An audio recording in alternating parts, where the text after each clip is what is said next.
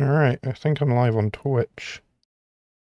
It's saying sending data for YouTube. There we go, now it's saying streaming.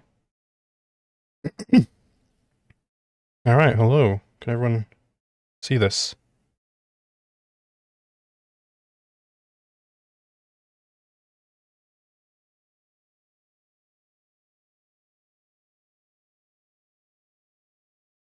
Ah, very nice. I just need to make sure everything's functional. Looks like it is.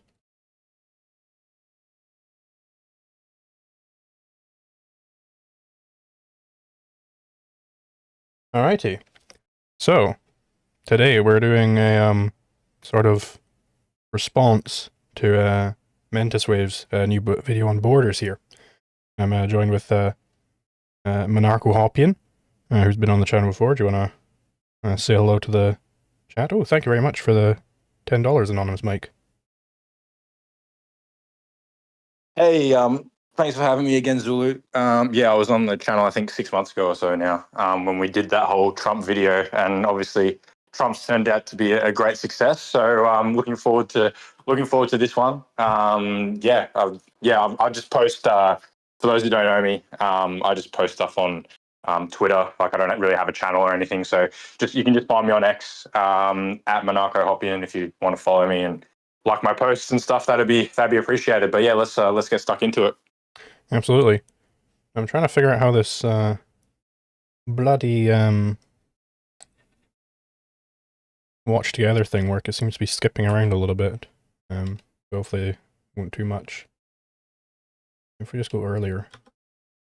Are you seeing it on the same part of the video as I am? Like 22:48 now? Pretty good reasoning for at least why you can't. Yes, yeah.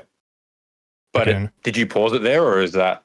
Yeah. Are you also clicking on like play and pause, or is that just? Seems quite. No, I've got my hands totally off my. I'm on my phone. I've got my hands totally off my phone. So very strange. 'Cause it seems to be jumping I'm not touching around. anything. Yeah. Well, I'll just have to. That's annoying. I wonder if it's because of my extensions. Again, apologies for the delay here. I'm just going to try turning off this extension.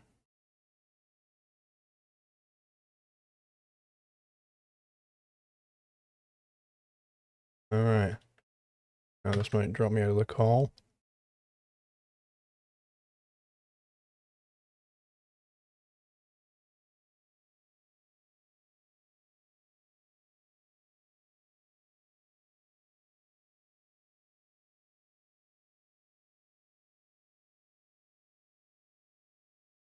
Hello. Can't have it. Hello, are you there? Bloody hell. Going call. Hello. Hey. Are you able to leave that activity real quick so that I can start up again? Yeah, sure. Alrighty.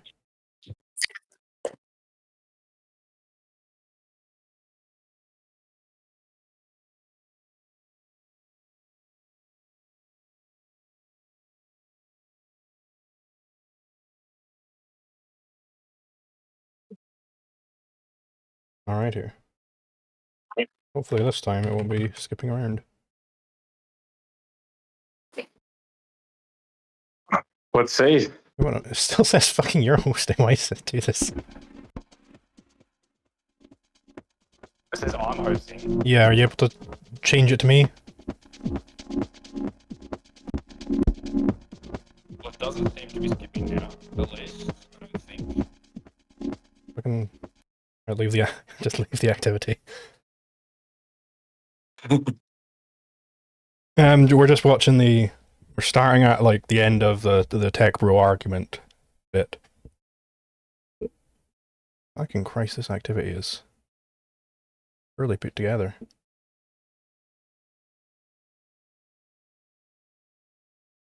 That's fucking. There we go.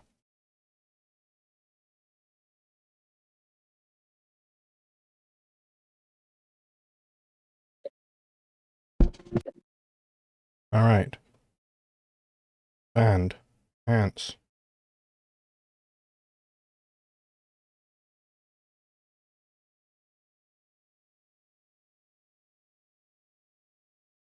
All right. This should work now, hopefully.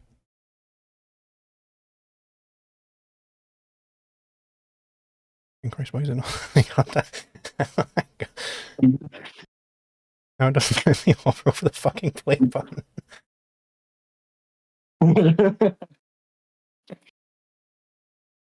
Okay, so I gotta have our little logos up to click the play button. Jesus Christ. Totally open borders. For example, you could say that a consequence of open borders is that you have too many low IQ, low skill immigrants, and thus your society has an average lower IQ. And the thing is, shutting out higher IQ, higher skilled immigrants has the same problem and effect. But anyways, now for the moral and philosophical argument for open borders from a libertarian perspective, which is quite possibly one of the most heavily misunderstood arguments from everywhere else in the political spectrum. Mainly because when you understand it, you realize they aren't really arguing for open borders, but rather just claiming that statist borders are illegitimate because they come from the state. But every single open borders libertarian that uses the moral argument would technically be perfectly fine with a private city with private borders that excludes people. And it should be stressed that if you ever come across... So yes, Was that you pausing it? Yeah. So yes, we would indeed... Oh, okay. I might have sleep. Wait, what? What did you say? Sorry, when you paused it and then I didn't hear you start talking. Hello? Yes, I'm still here. I think he's got Australian internet problems. Okay. So... Yeah, I think so. Yes, and so yes, Mentis is correct that the open borders libertarians are fine with private cities, excluding people. Sorry, because there you have like an actual identifiable aggression going on, namely trespassing.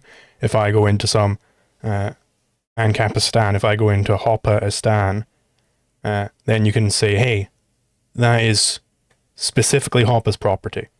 So Liquid Zulu isn't allowed to go onto specifically Hoppa's property because specifically Hoppa says that he's not allowed to do that. So there's a specific criminal and a specific victim. That's very important. That's based on a more general epistemic principle that you need to have specific claims. If you have just these non-specific claims, it doesn't work at all. But in the case of a state border, that isn't how it works at all. If I am just immigrating to the United States, or whoever else is immigrating to the United States, there is supposed to be some sort of crime occurring here. Now, obviously, he's only just started. He'll maybe get into this a little bit more. But you would need to identify who specifically that crime is against, because it can't be against the taxpayers. Because the taxpayers, like, who the fuck is that? That's not a person. You haven't identified a specific person that I'm violating the rights of. Like, am I violating the right of, some kid who bought a chocolate bar in, like, New York City because he had to pay sales tax on that when I crossed the border in Texas? Like, that doesn't seem to be the case at all. Like, which right of his am I aggressing against? Does he own the borderlands of Texas? Right? So you'd have to be specific. Yeah. I would just say that, to your point, I've made this point before that, like, as you said, sales tax, right? Most likely I have been responsible for paying some level of tax in the United States because I've imported stuff from there on Amazon or on any other, service that's been, I've bought stuff off the Mises Institute, right? Which I've bought books off the Mises Institute, which most likely had taxes paid on them and duties and whatnot in order for them to get that book that I purchased into Australia. So technically, and given that I haven't collected any welfare from the United States, technically I am one of the people who has a say over how the southern border of the United States is run because I've paid taxes to the upkeep and maintenance of that border by the bordertarian position. Yeah. And like, as Dave would say, because you have some sort of a say, and it's not clear how we're supposed to weigh your say against his say. It's like, well, are they equal? Are they proportioned based on how much taxes you pay? So are like, rich, like Koch Institute type people who are for open borders, do they have more of a say than Dave? It's like, it's not clear at all. But yeah, obviously, Right, exactly. I've paused it like 2 seconds into Mentis speaking, so I think I'll let him go. Yeah, go.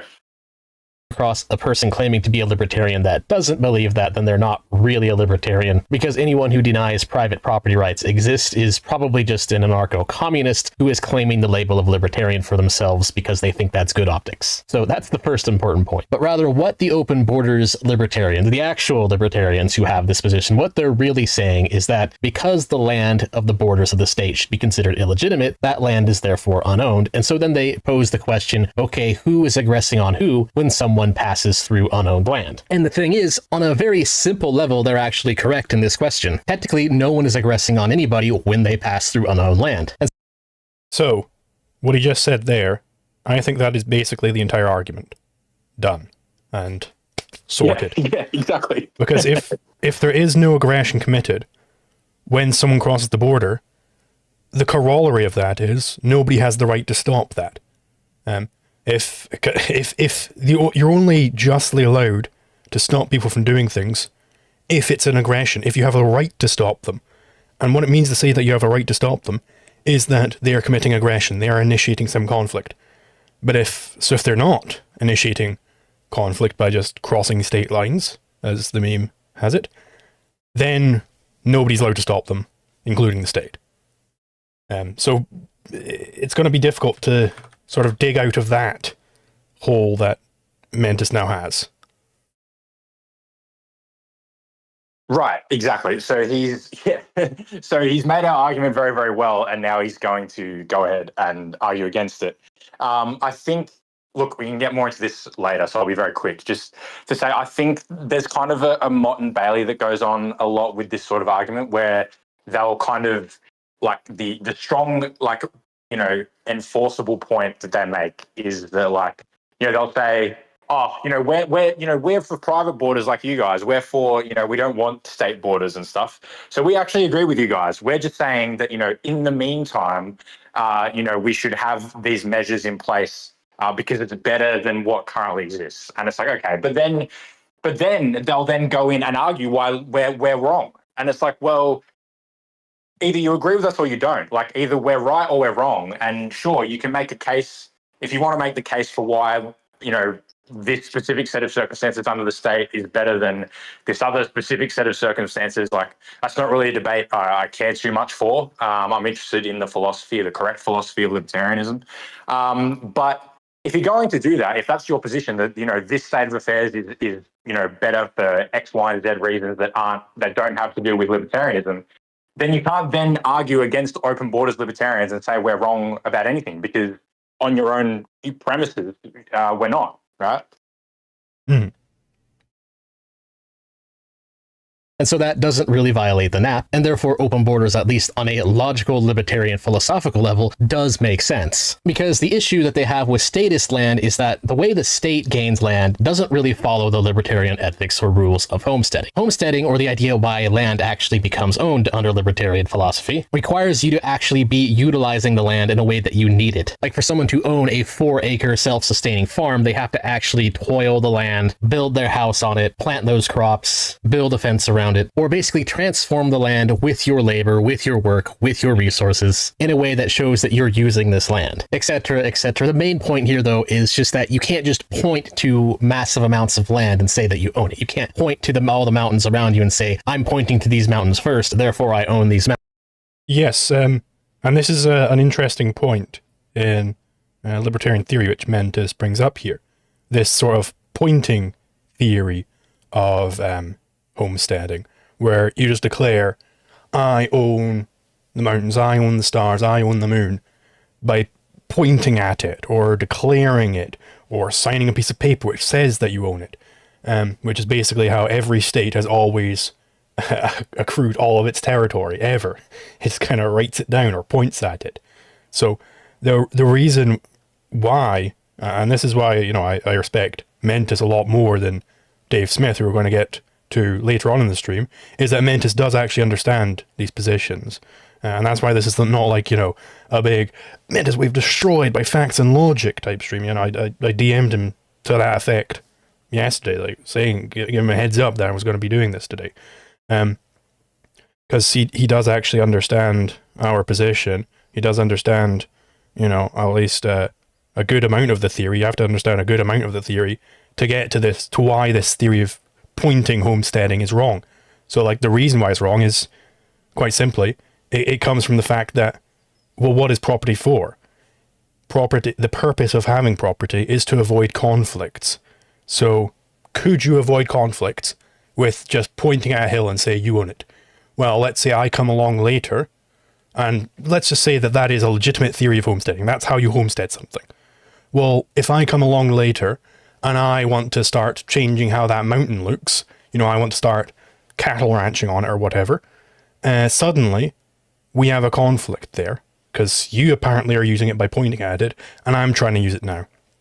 Okay, but could I have ever deduced by just investigating this mountain that you already own it? No, because all you did was point at it. So any objective theory of property, to homestead something, you have to erect some sort of objective border around it to show it to everybody that, hey, somebody owns this, so that if I come along later and I see like a fence and a nicely tilled field and everything, it's like, okay, well, clearly that's not natural. Clearly someone's using this right now. So that's also the standard for abandonment. If I come along to like a long derelict castle, which is in ruin, it's like, okay, well, clearly this has been abandoned for many, many years. Like, by just investigating it and knowing what human improvements look like, that is the standard for owning something. And, you know, this is why a lot of the mutualists are wrong, where it's like, you gotta be like really in there with your fingers constantly, or else it's suddenly abandoned the second you walk away. It's like, no, you can, because it still has this objective border around it. And this solves like so many like edge case scenarios you might come up with, like, oh, well, you know, I think this is one from Thoughtbat, which came up in that debate, which is like, oh, well, if I just put a stone down in the middle of Wyoming and, you know, before anybody's got there, and I say that the entire state of Wyoming is like this art piece with this bit of stone, it's like, well, if somebody comes along later, could they tell? No, they couldn't. So there is no objective border, so that isn't a legitimate claim of homesteading. But yeah, did you have any thoughts on that? Yeah, real quick. Yeah, I've had people ask me, so if I piss on a tree, do I claim ownership to the tree? That's one that comes up sometimes. People will say, well, if I, you know, make some, you know, almost indescribably insignificant change to some natural resource, does that mean I've claimed ownership of that entire natural resource? And the answer is obviously no, because of all the points you outlined. I obviously want to keep it moving. So just quickly wanted to pick up on what you said. Obviously, you know, you're on good terms with Mentis Wave. I'm also on good terms with Mentis Wave. I think you guys probably talk more than Mentis and I do, but you know, we follow each other on X. We've had, you know, interactions in the past. I consider him to be a great you know, libertarian advocate. I like a lot of his content. I watch a lot of his content.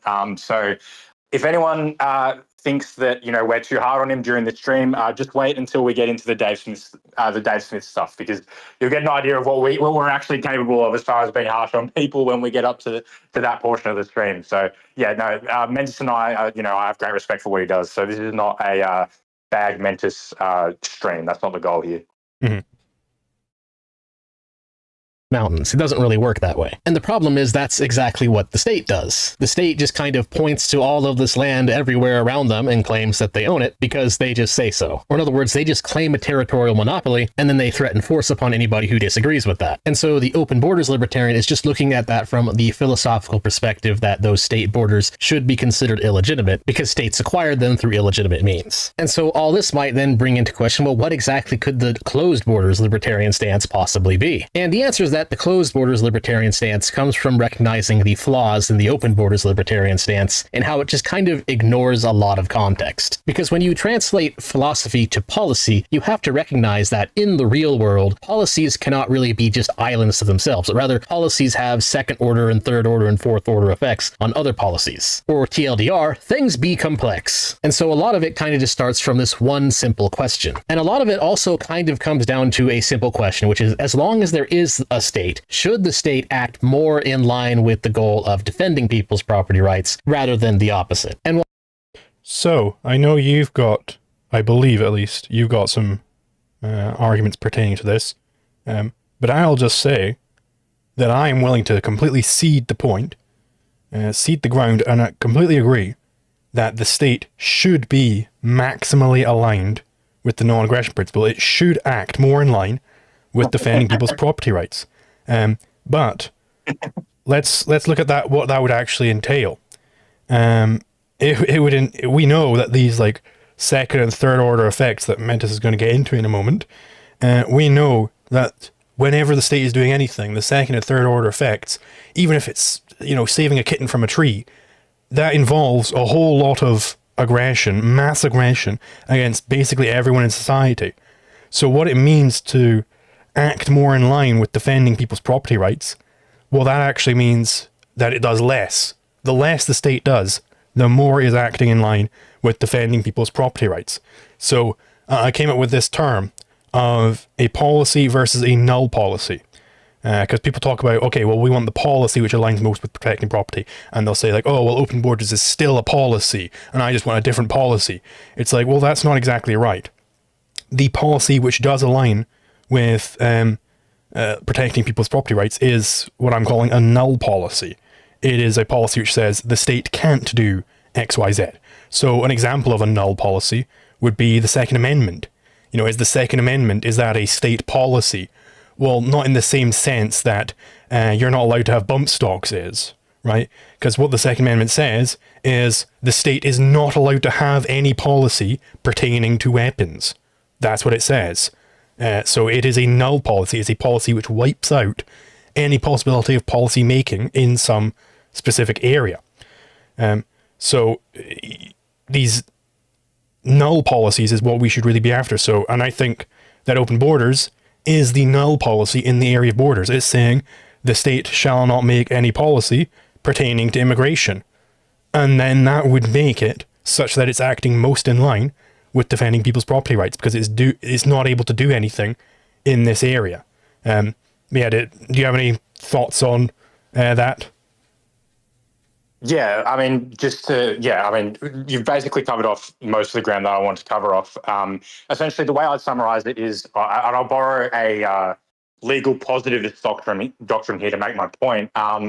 Fruit of the poisonous tree, right? So if a cop does a traffic stop, does an illegal traffic stop, then any fruits of that traffic stop are inadmissible in court, in the United States at least. So if a cop stops you for an illegitimate reason, again, under the status paradigm of law, and then finds, 2 kilos of heroin in the back of your car, that evidence is all going to be inadmissible because it's the fruit of a poisonous tree. So to apply this to the borders case, the state, what the state does is inherently aggressive, because, as yourself, myself, and Mentis all understand, the state gets its access to resources and funds itself via aggression. Like, by definition, that's what a state is, right? So any kind of thing that the state does has to be understood as illegitimate because it gained the resources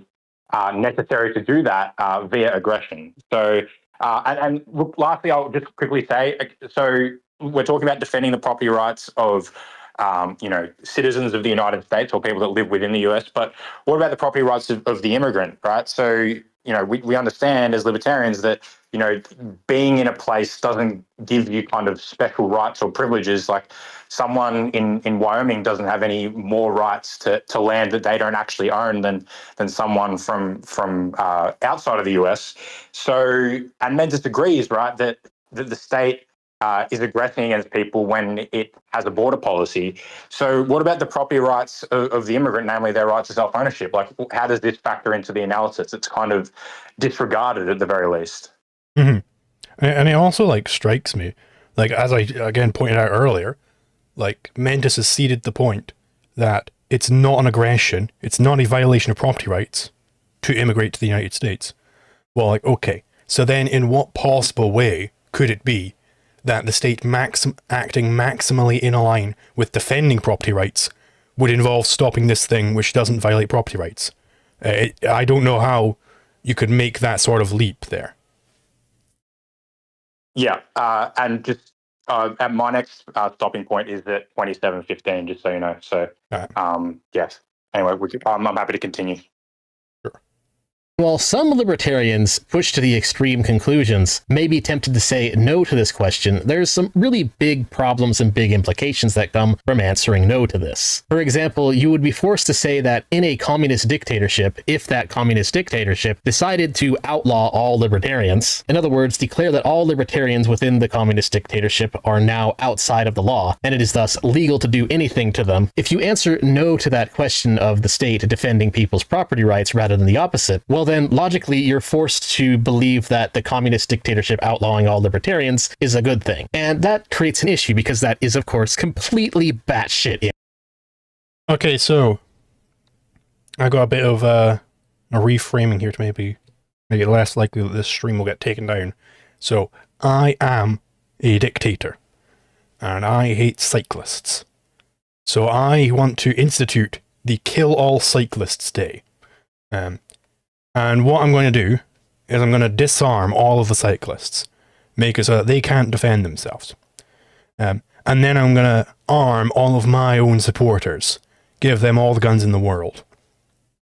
And then I'm going to tell my people, hey, it's open season on cyclists, go do what you will. And I'm also going to have them stop anybody who's trying to defend the property of cyclists. I'm going to arrest them, and I'm going to, put them in the gulag. So, I don't think that in my terminology, the making the cyclists outlawed, that is outside of the protection of the law, I don't think that that is specifically a null policy, because I'm doing all these extra things. I am disarming them, I'm putting them in the cage, and then I'm giving a bunch of people guns and saying, oh, wouldn't it be a shame if someone were to kill the cyclists? Like, I'm clearly communicating to people, hey, go and kill those cyclists. It's the same thing with, won't someone rid me of this turbulent priest, right? This king who was getting, there was this priest who was really annoying him, getting on his nerves.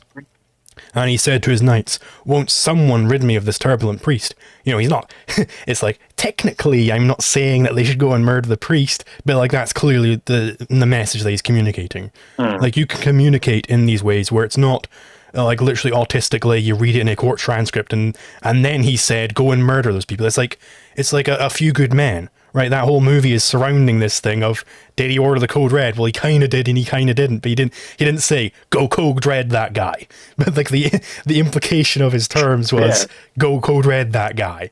You can speak kind of in a subtle sort of way, right? But I don't think the same is true of open borders. I don't think open borders is similar to this. I think it is really actually a null policy. Because open borders, what does that actually entail? Well, fucking half the federal government is gone overnight. Why do you have to show your papers every time you travel? Why do you have to fill out all these forms when you're trying to get a job? Why is the government involved in saying whether or not someone's why do you have to an employer go to some e-verify database and say, hey, am I allowed to give this person a job? It's all to enforce immigration restrictions. All of ICE gone overnight. These are massive federal agencies gone if you have open borders. This is a true null policy. Right. I'll dive into this. I know we're slightly ahead of where I said we'd stop, but I think Mentis has set enough for me to make my point on this. I had a maybe slightly different framing, maybe slightly different take on it. But look, basically what I got from it is that, yes, actually, it is a good thing when the state rescinds its control over the justice system for the libertarians in this hypothetical that Mentis came up with. the problem then arises actually when subsequent to this, the state then prevents people from forming voluntary rights protection agencies and enforcing their own rights, right? So it's not that the problem didn't arise when the communist dictator decreed, hear ye, I no longer, the libertarians are no longer bound by our legal system. That's the null policy point, to use your terminology. That's the null policy. The policy point is then when he goes on to say that, if you commit aggression against those libertarians, we will protect you and we will forestall them from protecting their own rights. So no, in simple terms, we wouldn't be okay with the totality of the events that have transpired under Mentis Wave's hypothetical, but it's not because the state relinquished its authority over these people. It's because of what it then advocated for. It's, subsequent to that, relinquishing of authority, it's what they then did subsequent to that. Hmm.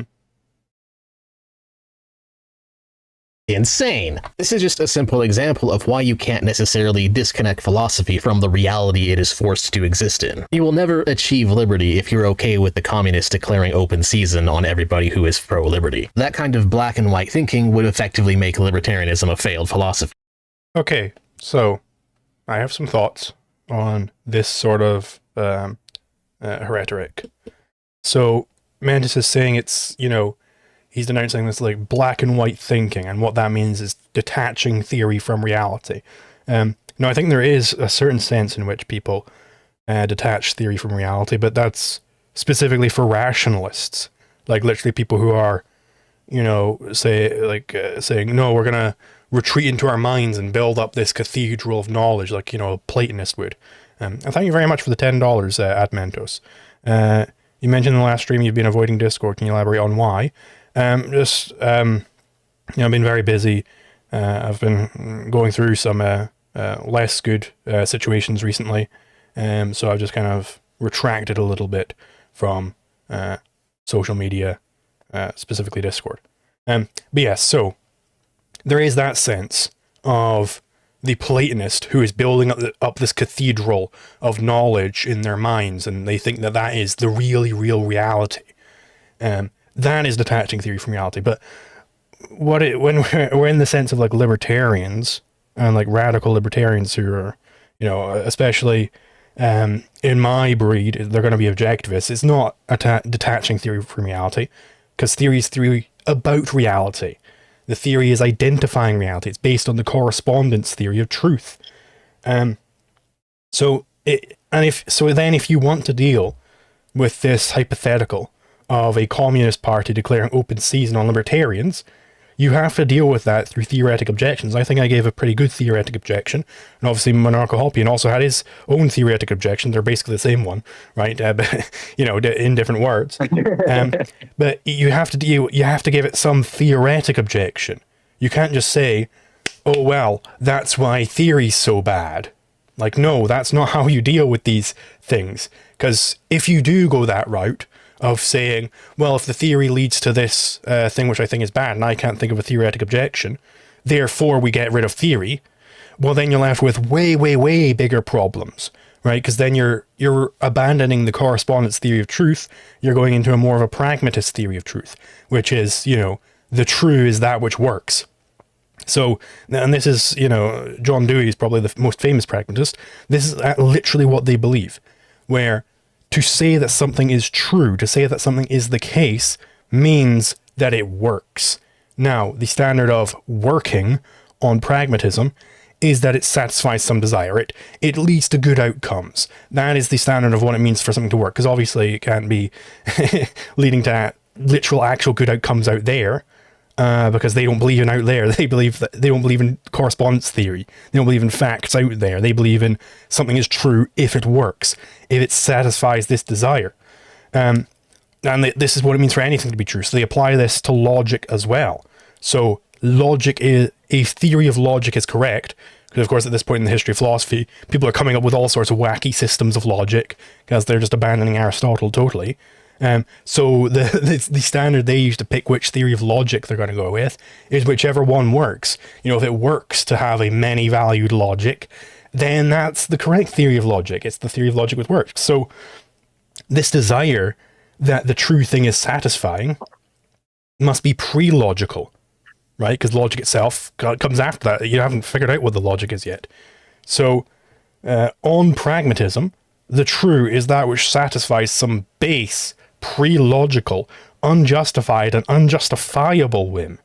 And this is just a form of primacy of consciousness. It's just pure whim worship right down into the metaphysics.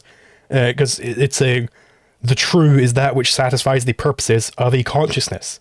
So reality is being controlled by thought.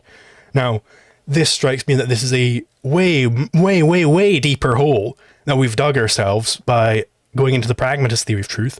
Then if we just bite a few bullets and say, yeah, the guy on the coconut island, he's allowed to exchange sex for coconuts. A big whoop, right? Yeah, right. And yeah, so look, my only addition, and then we can keep it moving, is just to say that, you know, we want people to fight against communist dictatorships. We just want them to do so on the basis of the very principles which allow us to explain why communist dictatorships are wrong, right? That's, yeah, I mean, that's all I really have to say is, you know, fight against communist dictatorships, fight against North Korea, just do so while, you know, adhering to the very principles that allow you to tell you why North Korea is wrong. Mm. Because then it can no longer be applied to how human beings actually are. Therefore, libertarians have to go for the solution that results in the least amount of property rights violations when faced with situations where there is no perfect solution. So, I'm sorry to be pausing so often, but I want to really get these points out here, really respond to everything that he's saying. So I think what Mentis is doing here is he's conflating two separate but similar sounding theories. Pardon me. So he's conflating libertarianism and liberty utilitarianism. I believe this is a term I came up with. I don't know if somebody else might have said it before. So libertarianism, all that it's stating is that rights violations are illicit. And it's defining what a rights violation is in terms of the non-aggression principle. So, properly speaking, on the libertarian stance, the correct stance is that the state should not have a policy on immigration because the state should not exist. So it shouldn't have a policy on anything, right? So it gets wrapped up real quick, which in this case is the null policy, open borders. And it's already been established that, well, it's not an aggression to immigrate to a place. So therefore, it is aggression to prevent this, so the libertarian has to be against the prevention of it, just based on the non-aggression principle. So this is distinct, and this is where these two distinct theories, where it really shines why they're distinct, because on the liberty utilitarian stance, it says something, it might say something different. Well, we don't really know what the libertarian utilitarian stance would say, because like all utilitarianism, it completely fails. You have to be omniscient to do the utility calculus. Oh my god. Some bot is speaking in my Twitch chat. I need to just ban this person. How the fuck do you ban a goddamn person? Twitch chat. Yeah, I'll just say, just real quick, while you are sorting that out. Look, well, I suppose my next stopping point was going to be at 2846, where he starts getting into the solutions that kind of he would advise people to make. And it's quite funny because he actually kind of makes our point for us. You'll see what I'm talking about when we get to that stopping point. But yeah, at about close to 29 minutes, about 28:46, he says something quite funny, which we're kind of foreshadowing here with kind of our analysis. So we'll looking forward to getting to that point of the video. Yes, and sorry for my Twitch boomerism here. I really do not know how to fucking ban.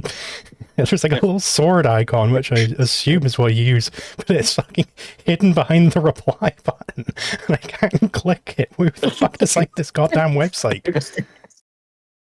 Oh my god. fuck it. Just don't go to that website. It'll fucking like take your login. Like, don't be an idiot, okay? I'll just have to rely on you people being adults about this, okay? Anyone who's on the Twitch stream. You're gonna get questions. You're gonna get people DMing you, asking you for money because you scammed them because you had some bot in your Twitch chat telling people to click on that link. Yeah. Yes, but anyway, so on liberty utilitarianism, it's failing for all of these standard reasons that utilitarianism fails. You can't tally up. Well, if I buy an apple or an orange here, which one will lead to more rights violations going off into infinity? I don't know. Who the fuck knows? And it's like, also, it commits a more fundamental error, that it's a parasitic ethic. It's like, well, why are rights violations even bad on liberty utilitarianism? Well, it's just kind of asserted as being the case. Well, this is because it's feasting upon a prior system of ethics, namely libertarianism. It relies on you already having this scale of values, and it's like it parasitically feasts on that and says, okay, and now here's how we maximize these values. It's like, whoa, hold on. That's not how you fucking do philosophy. If you didn't have the libertarianism in the first place, you couldn't have the utilitarianism coming after this. And this is true of all utilitarianisms. Liberty utilitarianism is just a form of utilitarianism where it's feasting upon this libertarian philosophy. But all forms of utilitarianism do this. They say, maximize utility, make the most happiness for the most people. Okay, well, what makes a person happy? If I find a wad of $500 bills on the ground, that'll make me happy. Why does that make me happy? Because of my philosophy, which makes me value money. Oh, well, there you go. I've got a certain scale of values already, and it tells me that money is valuable. So, but utilitarianism, like any system of ethics, is supposed to provide me a system of values. I can't be a utilitarian from the get-go. It's literally not possible for me. You can't have a newborn baby and bring them up as a utilitarian from the start. Doesn't work like that. Literally not possible to do that. Because there is no system of values that they already have for the utilitarianism to feast upon. And this is, precisely speaking, called a parasitic ethic. And you get this all over the case. By the way, just as an aside, I won't go into it fully, but pragmatism is also parasitic in both ethics and epistemology. That's all another reason why pragmatism is bad. Yeah, no, that's all good. Yeah, happy to keep rolling, man. All right. And hopefully nobody's been scammed in my Twitch chat yet. Which brings us back to the border. If we really take a look at how the border works and think of how a libertarian society would work, we realize that borders aren't necessarily unowned land, but rather they're actually just contested land. A world run by the philosophy of Mises. Okay, so this is, and I'm going to be quick here because I'm just going to go over sort of what Mentis has to establish. Like, I don't know what he means by contested land specifically. I haven't come across that term. Maybe it's been used somewhere. I don't know. But I mean, am I really to believe, like, it's to me what contested sounds like is that there's some specific property owner who's having a contest over it with some other specific person, and they've got differing claims about, well, who actually owns this thing. It's contested property. That's what it sounds like to me. But am I truly to believe that if I go out into the middle of the fucking Nevada desert where no man has ever stepped foot, and it's like, hey, that rock there, that's contested. So, contested between who? Nobody's ever seen it before. How could it possibly be contested? Like, this is... Yeah, right. But that's what the immigration restriction stats would require. It would require that literally every square inch of territory in the United States, because he's saying borders aren't on the land, but border doesn't actually just mean like that single infinitesimally thin strip of land on the circumference. It means actually everything in between. If I got on a rocket ship and flew way up into the sky and dropped down in the middle of America, I'd still be subject to immigration laws. It's not about crossing over the border that they care about. It's about going into the territory. So the borderland is actually the entire contiguous United States. It's every square inch of territory they claim. So he has to establish that, yes, every square inch of territory in the United States actually is contested between specific people. It has to be a specific immigrant, which he doesn't want to come in, who is entering into some specific area which is contested between that immigrant and some specific property owner. That's what Mentis has to establish, and he's obviously going to continue on with this line of thought, but I just want to have it clear that that is what he has to establish. Without that, the argument remains that nobody has the right to stop it, because there is a presumption of innocence.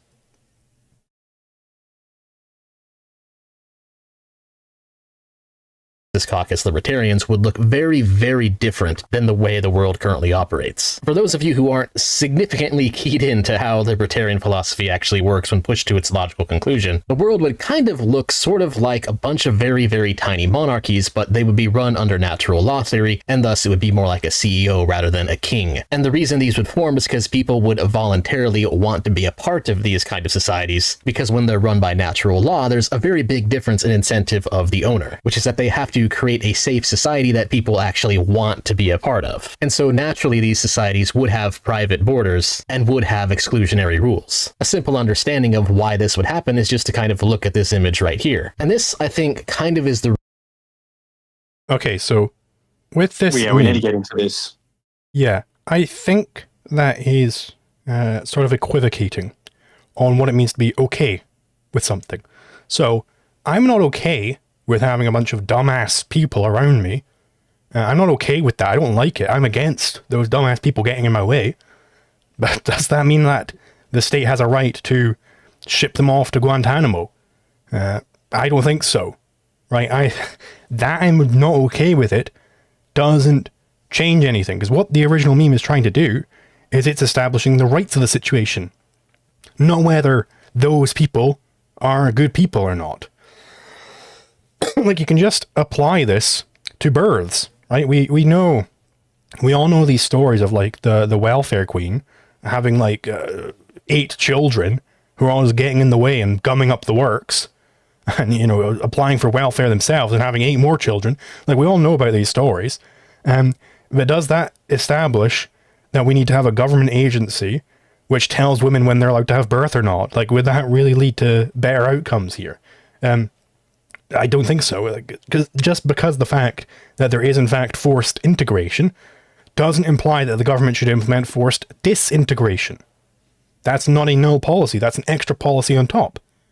But this is as in they literally come in with a gun and tell women you're not allowed to have children, or tell an immigrant you're not allowed to move there, or tell the homeowner you're not allowed to sell to that immigrant. That's forced disintegration. Right, that's not just a lack of forced integration. That's having the forced integration, and then on top of that, forced disintegration. So it's just total central planning of who you're allowed to have a relationship with. That is about as bad as it can possibly get. That is I don't even think the fucking Soviets had that level of control. Like, you don't fix these government problems by implementing more government policies on top of it. Like, Mises pointed this out way back in the day. Yeah, exactly. I want to keep it rolling to, as I said, 28:46 was the timestamp, because I got some thoughts about what he said so far, but also on what he's about to say that we can kind of tie in together. Sure. 26:48, did you say? 28:46. 28:46, okay. The reason why a lot of general conservatives and Republicans are more okay and more favorable to Hoppians like myself than other libertarians. Because those of us of the Hoppian position immediately understand the problem with this image, which is that, as it turns out, we live in a society. Sure, technically this house is yours and the other houses are not yours, but would you be okay in living in this neighborhood if these were your neighbors? No, of course not. You would almost certainly want to sell that house and move. And thus, in this regard, nobody actually really believes. Right. So the point I wanted to pick up on is, what you said, but also the last quote there. You would probably want to sell this house and move. Yes, indeed, we would want to sell this house and move, because we do the thing in order to disassociate with these people we don't like, that is in accordance with libertarian principles. That is selling our home voluntarily on the market. Not telling these other people who justifiably purchased their own property that they have to leave via the state. So yes, we have solutions to this. Mentis Wave has just articulated it.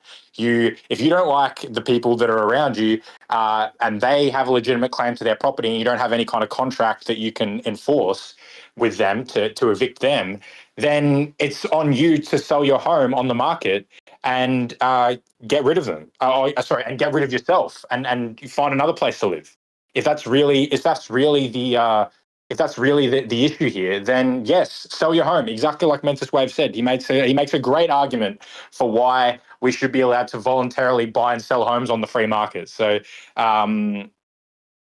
so essentially, while trying to make the case for the Hoppian case for restricted immigration, he accidentally makes our case, which is that you should solve the negative aspects of immigration to the extent they exist by just peaceful disassociation. Just sell your home and move somewhere else.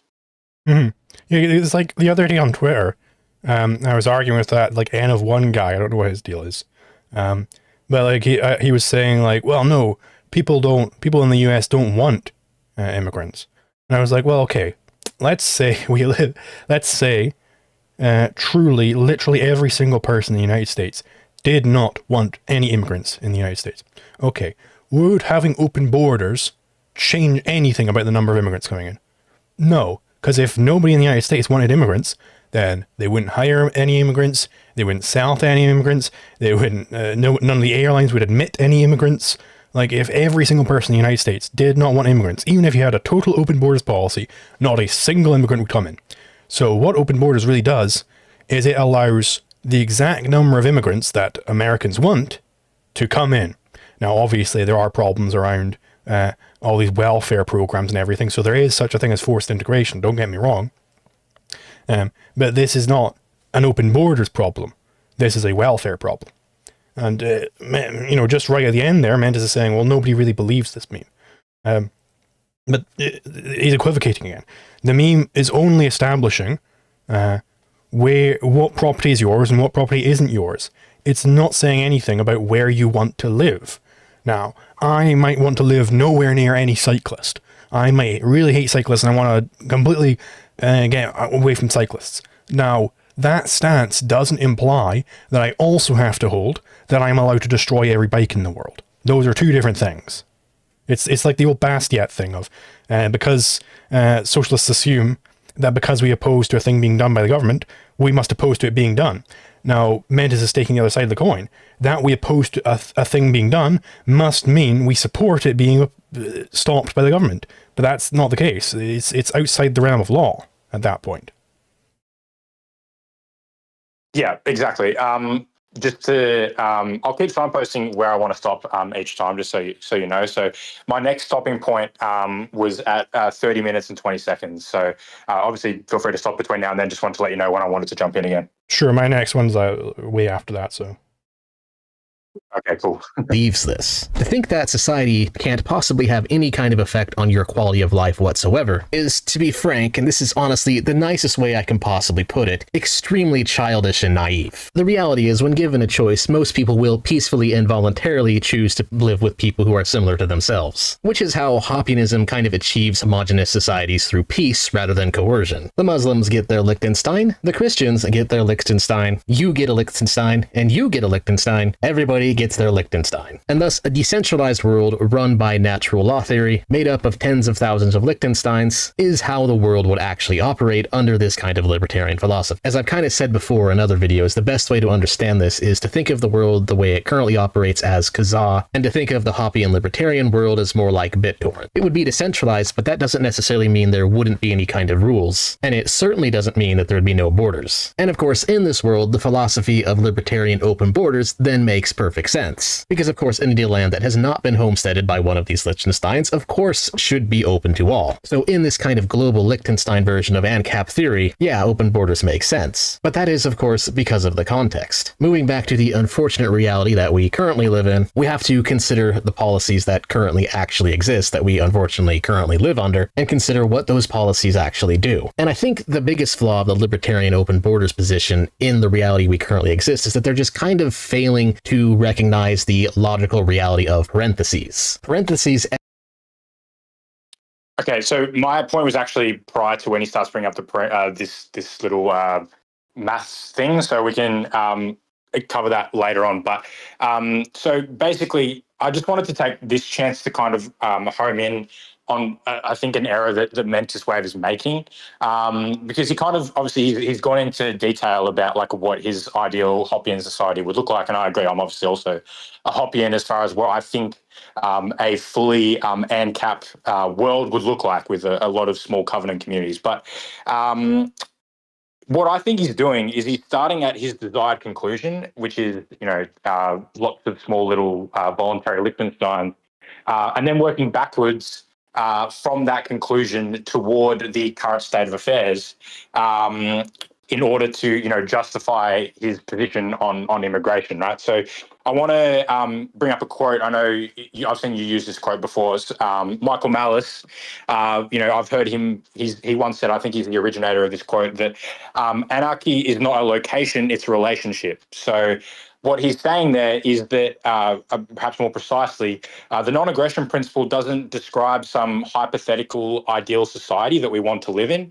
It simply describes the proper and improper legal boundaries of interpersonal conduct. So what you have to do is you have to build up from that starting point, as you've said numerous times. You build up from the starting point of okay, given the NAP is true, what actions are justifiable and unjustifiable. And because of the fact that they're kind of neglecting this point, this is why you won't see Mentis Wave or Dave Smith or any of these other advocates of immigration restriction start from the premise the NAP is true, and then derive from that the conclusion state border restrictions are justified. I've literally never seen it happen. I've never seen them go, okay, let's start with the premise one, the NAP is true, premise 2, 3, 4, 5, 6, premise 100, and then therefore conclusion state border restrictions are justified. They never do it because I think, Mentis Wave has made it explicit in this video, and I think implicitly a lot of them recognize that they can't do it, that there's actually no way to get from the NAP is true to state border restrictions are justified without, making a non sequitur or, embedding some premise that no one that's a libertarian would actually agree with. Yeah, completely. X plus Y in parentheses is not the same thing as X. For example, we recognize this in basic theory of right and wrong in self-defense as recognizing that shooting someone plus they are actually putting your life in danger and thus giving you no choice is not the same thing as simply shooting someone. That's basically the line between murder and self-defense. Pretty basic. I'm pretty sure everybody can understand that. But what about open borders? Is the libertarian stance on open borders combined with how the world currently operates and what the state currently does the same thing as the libertarian stance on open? So, I do have a slight nitpick, at least in my notes, of the way he's framed that, but I mean, I assume it must become relevant later if I've got it down in my notes, that it's not actually the difference between Y shooting X and X is aggressing upon Y versus Y shoots X. That's not actually the difference between self-defense and murder, because it's not Y shoots X, that is the superset. So that isn't the case that all of those are murder. So just, I assume that I must have some sort of big plans for this note, or else I wouldn't have included it. Or maybe I thought maybe it would come in. Yeah. I'll just real quick mention Mike, because we're basically up to the point where I was going to bring this up. So I'll just bring it up now. As far as his little X plus Y is not equal to X, equation or inequation, more accurately, he's missed an important aspect of that equation that you need to include in order to make it true. And I think the missing aspect actually betrays the problem.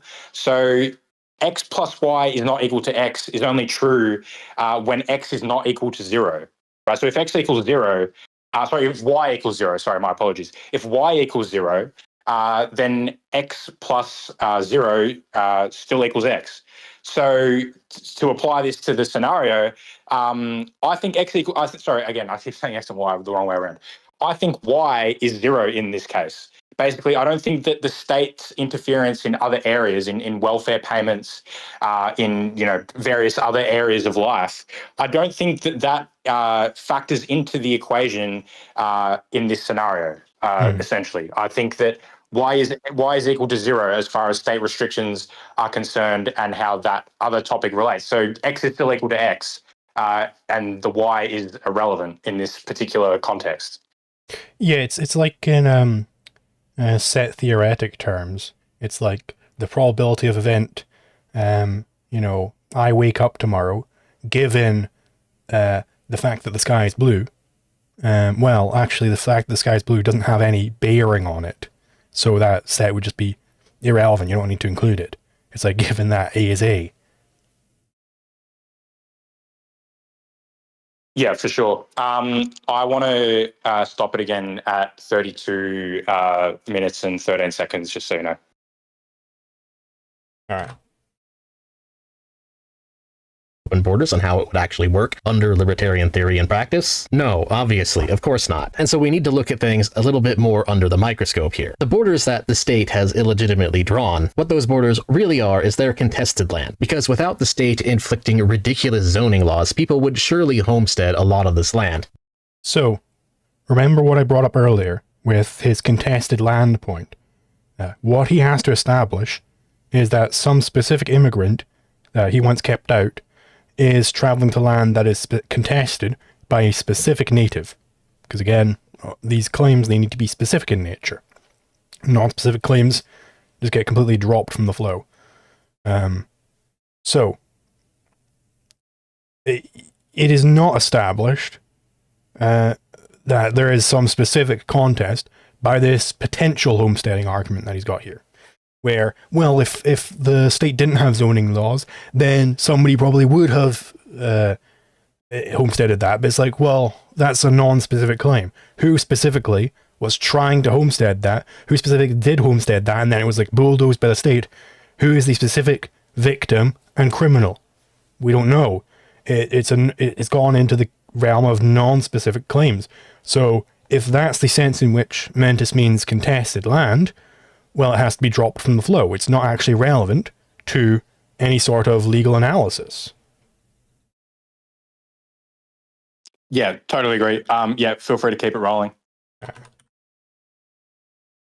And Liechtenstein's would naturally form. And of course, there's other problems with laws in the state that combine with open borders to create other problems that violate people's property rights in ways that are more unique and more direct. And there's two of these that most Hoppians will point out as kind of the two biggest problems, which is the welfare state and lack of freedom of association. In the United States, people have not had freedom of association for over 50 years. People do not have the right to exclude, and thus no kind of effective private society can actually be formed. And then of course you have the welfare state. Any immigrant that comes in immediately gains the benefit of a lot of things that they aren't actually paying for. And it's more than just simply being eligible for certain welfare programs like SNAP or TANF, or housing assistance for the poor, etc., etc. There's also other just basic infrastructure things like the public school system and public roads that have been paid for by, unfortunately, extracting wealth from taxpayers, aka theft. But when immigrants come in, they're really just getting to take advantage of that despite the fact that they didn't actually pay into it. And yes, those two problems are pretty big. Honestly, it's not really the biggest problem. The real issue with open borders. Yeah, okay. So before we get into the real issue with open borders, I just want to quickly cover this off. So basically, I want to frame Mentis Wave's argument slightly unfairly, maybe, but I think it's still accurate. Basically, he's saying that because of aggressions elsewhere, we have to allow aggression here, right? So he's saying that because immigrants will come in and maybe eventually collect welfare, that therefore we have to permit the state to aggress at the border. Like he's conceded that actually crossing the border itself is not an aggression. It's what happens later. The collection of welfare that the immigrant might do. That's what makes it aggression. So at best, his point would allow the prevention of immigration for those who have explicitly made their desire to commit these subsequent aggressions clear. Like if they've articulated, hey, I'm going to come into the United States and I'm going to start robbing people and, collecting welfare and stuff, then sure, a private citizen or a private individual, I should say, would be permitted to stop this person from coming near them in order to rob them and take welfare and stuff. They could do that. But the point being that merely crossing the border does not getting from you cross the border, therefore you're a complete non sequitur. And to your point that you brought up earlier, I mean, a lot of prospective mothers and especially single mothers are already on welfare and will start collecting significantly more welfare once their child is born, right? So if this is the case, then on Mentis's proposition, which, you know, that the state can forestall people at the border, then the state should also be allowed to forestall babies who are immigrating from inside to outside of the womb, right? Because they will subsequently, you know, collect welfare in order to be fed. So, you know, on Mentis Wave's position, then we should have state mandated abortions and evictions of newborns, because they'll become parasites at some later date than when they're actually born. Yeah, it's like, also just like, you know, even if it's not a welfare queen type of birth situation, if it's like, because he said there that immigrants can take advantage of public property despite having not paid into it. Well, it's like, every child I know has gone to a public playground or park and taken advantage of this public park. Yeah. Now, 0 children I know have ever paid any taxes, apart from, like, you know, it's assuming they're at a certain age, maybe they've bought something from a shop. But even before that, they were taking advantage of all these public goods. So it's like, you know, should the state be deciding who does and doesn't get children? Like, would that be the solution there? I don't think so. Right, totally agree. I'm slightly concerned that my preview has frozen. All right, yeah, no, it's fine. The real problem where the x plus y does not equal x is actually just the very state of democracy. The combination of open borders with democracy creates massive property rights violations. Because under... Okay. The combination of open borders with democracy creates massive property rights violations. So, I have this notated down. It's an intersection between the set of the state is not restricting immigration, that is the event, state not restricting immigration, and the state is democratically ran. Okay, so, and his claim is that this intersecting set, these intersecting events of the state not controlling immigration and the state being democratically run, is that this event happening causes property rights violations.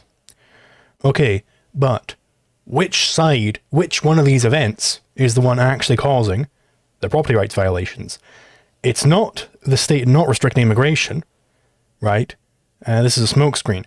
It's actually the state being democratically run. That's the thing which is causing the property rights violations. So everything in this bubble of the state being democratically run is implying property rights violations.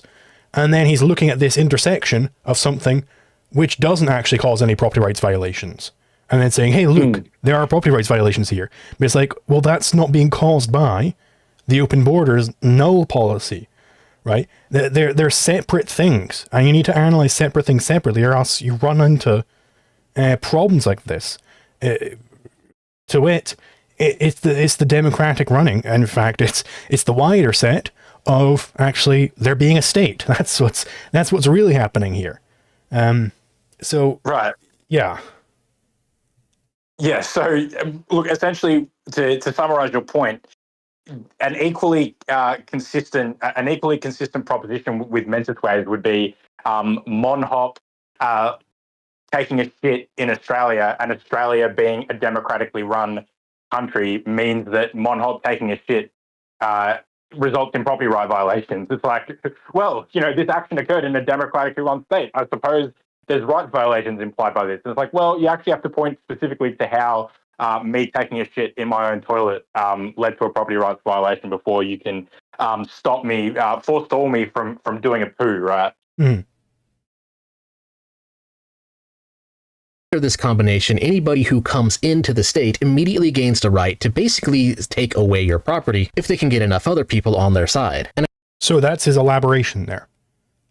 This is the sense in which he thinks that this is a rights violation, given democracy, is because if they come into the state, they then have this ability to take away your property if they get enough other people vote for it. Now, obviously, this still does apply to the case of births, right? If a mother gives birth, suddenly given there is a democracy, that child now has the potential to take your property away.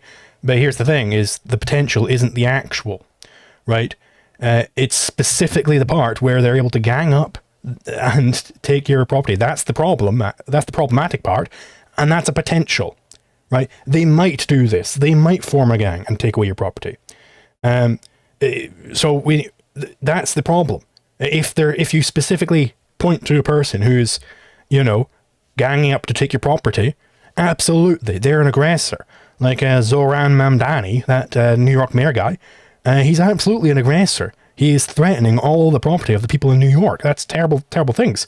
But interestingly, one of his worst policies is he wants government supermarkets. Okay, let's try and justify government supermarkets on Mentis's premises here. So, if socialists are able to buy food from a supermarket, then they're not going to die from hunger. So then they're going to be able to vote to take away your rights. So the solution: we need government supermarkets to decide who gets to eat. Well, will that solve the problem? I used the term, I think last night, Schrodinger's statist on Twitter. Schrodinger's big government, where the big government, they'll use any open borders excuse, any excuse within a libertarian policy. They're going to use that to increase their size. Dave is always like, there's a reason why, all these big governments, why they support open borders. There's a reason for it, because they're going to use it to take away your rights. It's like, gee whiz, Dave. Do you think maybe they might use, let's make the government infinity times bigger? Do you think they might use that to take away your rights as well? Like, if we were to give the government these abilities to have government supermarkets and decide who gets to eat, like, clearly they're also going to use that to take away your rights. It's like, yeah, they're always going to try and use whatever they get to take away your rights. And so therefore, we should be trying to implement null policies, not these actual positive policies. Right. And all these people understood this during COVID, by the way. Like, there was no one arguing against the point that we're making right now during the COVID pandemic. But, suddenly COVID's done, and suddenly we're forgetting all the arguments that we used to make for why, the lockdowns and vaccine mandates and mask mandates, why those are all unjustified, because, we're really scared of immigration, right? I want to jump ahead, or not jump ahead, but I want to stop it again at 33 minutes and 43 seconds, please. Sure.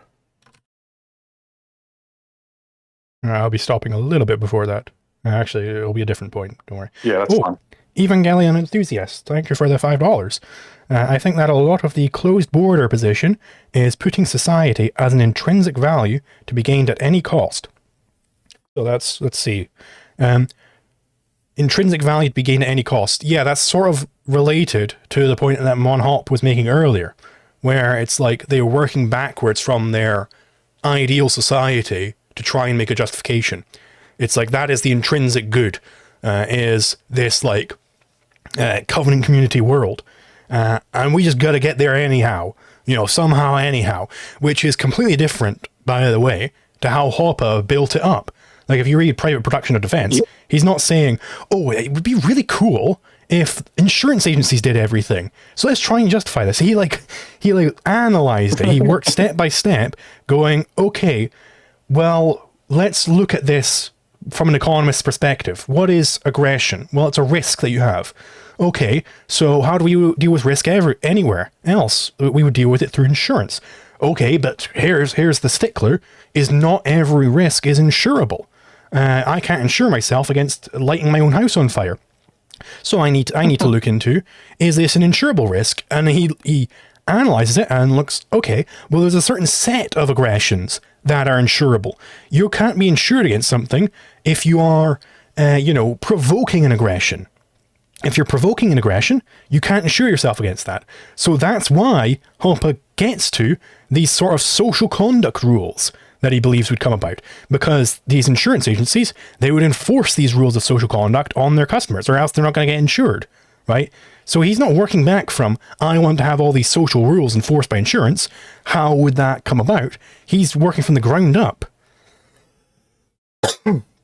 Right. That's how you do libertarianism. That's how you do philosophy, or not philosophy. Yeah, that's how you build up your case for why, some hypothetical society under libertarianism would look like the way you want it to. The way it would look is you build it up from the start. Anything else is just adopting the Soviet central planners perspective, where you just are allocating things according to roughly how it satisfies your intuitions and whims. Mm-hmm. And right now, as just before that, after you finished that, Drail L gave another $50. Thank you very much, Drail L. If you have any questions to go along with it, feel free to send them in the chat, and I'll try and respond to them when they come. They're making it rain, Liquid Zulu. They're going bang with the donations. Keep them coming. All right. And I think a lot of people don't really think about that when they think about democracy. They don't really think about the reality that voting is inherently an act of aggression. Specifically, when you are voting to take away another person's property, you are effectively asking a large, violent gang to forcibly extract wealth from someone else and give it to you. This is, in terms of philosophy and ethics, no different than hiring someone to rob your neighbor, an act that is very obviously wrong. And a lot of times I'll see... So I would agree with this. I agree that if you're trying to petition the government to aggress against someone, that is indeed an aggression. But this is still a potential. It has not been established, it's already been established that immigration itself is not a crime, right? That's not an aggression. Okay, so you'd have to establish in particular cases then that this particular immigrant is trying to aggress against people. And he's going to get into this more when it comes to his suggestion for a closed borders proposal. Open borders libertarians say this is a consequentialist argument, and I think that's very disingenuous. Because one, it's not really consequentialist. I'll go more into that later. But really, you can't really call something consequentialism if it's literally happening. Again, going back to why socialists in the United States have suddenly cried out for open borders, it's because they've realized that importing a lot of people who are uneducated on economics from the third world, well, those people are more likely to vote for more authoritarian policies. They're more likely to inch things towards socialism. And specifically, the Democratic Party in the United States has figured this out. And that's specifically why they don't really enforce the borders at all anymore whenever they're in power. Because they realize that it's beneficial to them in the voting booth. This is not a consequentialist argument. If you just look at voting trends and Democratic strategy, has been the current Democrat. Yeah, so maybe you can clear this up, what exactly Mentis Wave's trying to say here, but I don't see how he's going, well, because it's reality, therefore I'm not making a consequentialist argument. It's consequentialism, roughly defined, is a philosophical position where you justify an action based on the outcome that will come from that action. And it's well, that's clearly what he's doing. He's saying that, we need to, prevent people from coming in to the country, like these immigrants from coming into the country, because if we don't, then bad things will happen. They'll vote for more socialism and stuff.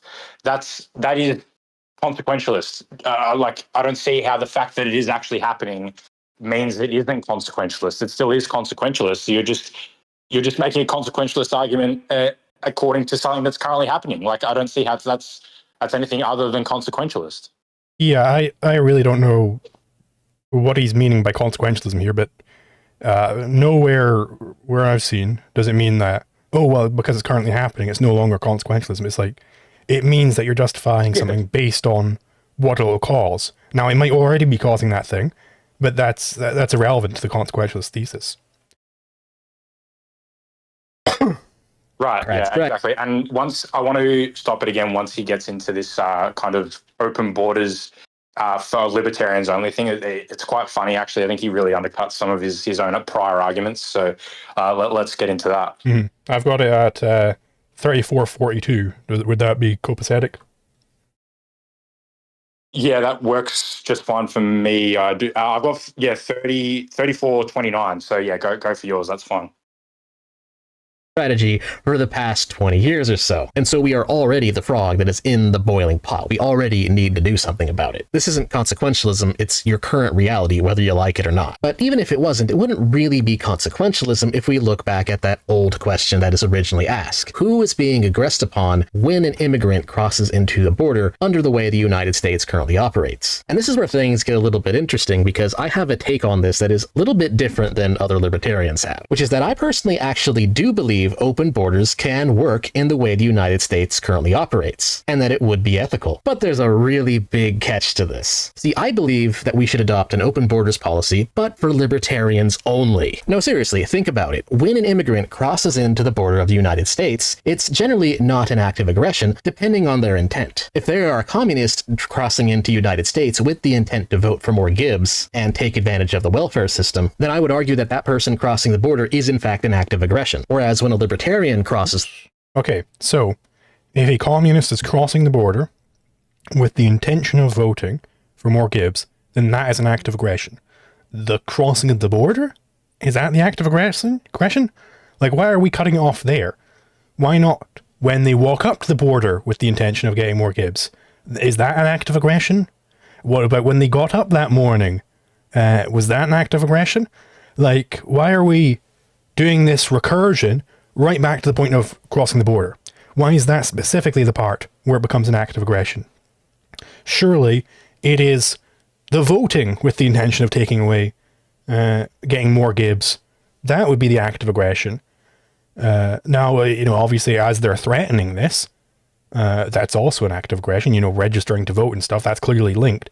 But it's like, and if they were campaigning alongside Zoran Mamdani, then they are threatening people. So that would be an act of aggression. But it's why when they're crossing the border? Why is that when it becomes an act of aggression? And also, still, the burden is on the prosecution to prove that some specific person crossing the border is doing so with the intent of violating the rights of other people. Because it's innocent until proven guilty. This is not just a legal principle which comes out of nowhere. It's based on the more fundamental epistemic principle that the burden of proof lies on the one who's making the positive claim. The positive claim here is that one particular immigrant is coming here with the purpose of aggressing against people. Even if you were to establish this claim for some particular immigrant, then it goes on to, okay, well, what is the proportionate punishment? Is the correct way to defend against this or punish this for the government to ship him off to Montego Bay or whatever it is, right? I don't see why that would be the correct punishment. So it's like, it's a lot more complicated than just, oh, well, they haven't passed, the libertarian purity test yet, so keep them out. Like, it's like, okay, well, no, why are they being forced to even submit to the testing? Because they're innocent until you prove them guilty. It's on you, the prosecution, to prove that they're guilty, not for them to prove that they're not guilty, right? So you can't even have them submit to tests. Yeah, exactly. And I do want to mention this, and I know that this isn't an argument that Mentis Way specifically makes, but I think it bears mentioning because, obviously this position that we should allow open borders for libertarians, I've seen it advanced by not just Mentis Way, but other people like Jeremy Kaufman. So if you're going to say that we should allow open borders for libertarianism, for libertarians, then that undercuts any argument that crossing the border is inherently aggressive. Now, as I said, I know Mentis Wave doesn't take this position, but other people have. So to kind of put a pin in that, if it is the case that any uninvited crossing of the border is aggression, then you couldn't consistently claim that you're a libertarian while doing it or advocating for it, right? So if it is the case that crossing the border is aggression, then anyone that crosses the border is no longer a libertarian because they've just committed an aggression that they're advocating for and want to continue doing and justifying. So if that's the position, if crossing the border is aggressive, uninvited, then you have to be closed borders for everyone, because even the self-professed libertarians would no longer be libertarians the second that they either justify this or actually commit this action, right? Mm-hmm. And then, secondarily, if crossing the border is not inherently aggressive, then, you're conceding that you're forestalling people when you want to. This is kind of reiterating the prior point, but basically, if you maintain that just crossing the border is not aggressive, then what Mentis is basically saying is that you want to forestall people who are eventually, potentially later down the line, going to, receive welfare or vote for socialist policies, like you've kind of already covered that ground. So happy to keep it rolling. Sure. My next stopping point is after he goes into the Nirvana fallacy. Would that work with you? Yeah, so I was going to stop it next at 35:55, where he starts talking about Ancapistan in your head. So, happy to stop it around that point if that works. Sure.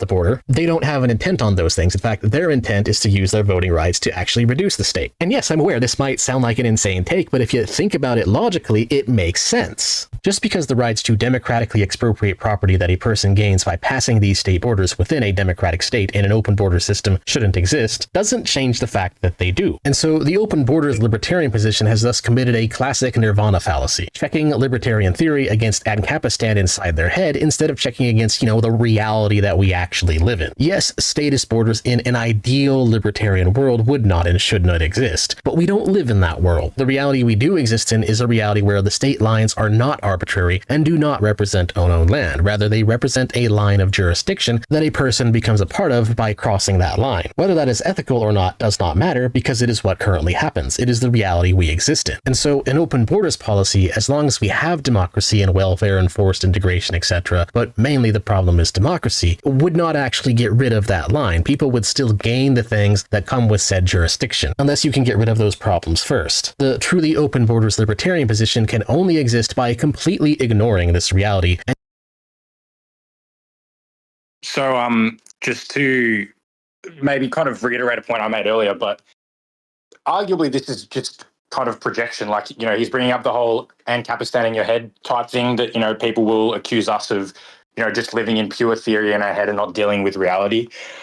In my opinion, Mentis Wave is the one who is explaining what his preferred society would look like and then working backwards and trying to mold the aggressive state in order to fit that preferred state of affairs, right? That he desires this, Liechtensteinian voluntary covenant community setup.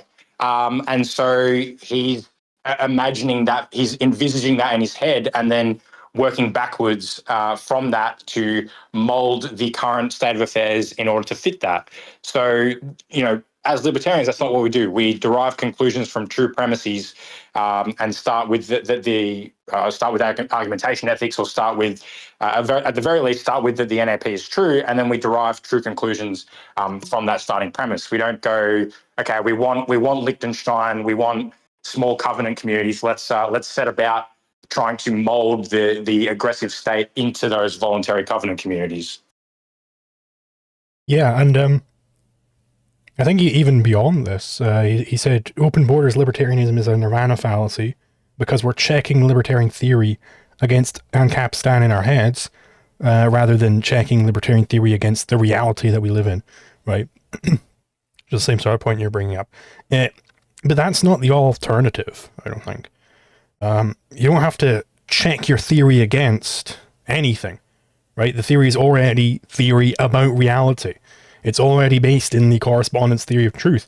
And, pardon me, ironically enough, this Ancapistan in your head phrase, you get it from pragmatists, right? But as we've established, the pragmatists are actually against the correspondence theory of truth. So it's like, I'm not, when I'm doing theory, I'm not checking against Ancapistan in my head, as Monhop's bringing up. I'm not thinking up a society and checking it against that. I'm just looking at the actual situation in front of me and acknowledging that it's not a violation of anybody's rights to immigrate. So therefore, based on the NEP, nobody has a right to restrict immigration. Like, that's me just looking at reality. I'm not saying, well, in my perfect society, anybody would be able to go anywhere, so therefore they should be able to do it now. That's not what I'm doing. I'm looking at reality and saying, hey, currently, objectively, nobody actually has the rights to stop this. You need to have some particular person who's being aggressed upon by some other particular person. Then you can say that it's a violation of rights. Not until then. Yeah, 100%. My next stop was just in 20 seconds, but it's a quick one, and then we can keep it rolling for a little bit longer. Sure. I did have one other thing to bring up in this section.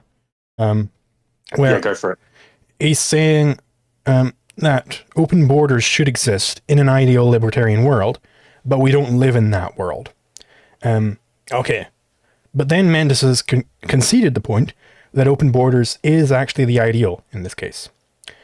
So if we want to get closer to the ideal, we would have to implement open borders at some point. Okay. So when, right? It's the ideal policy. So if we have the opportunity to implement it, we should bruise our finger on that button, right? We should blister our fingertips. It's like, what it means to say that something is the ideal means that that's what you should be doing, right?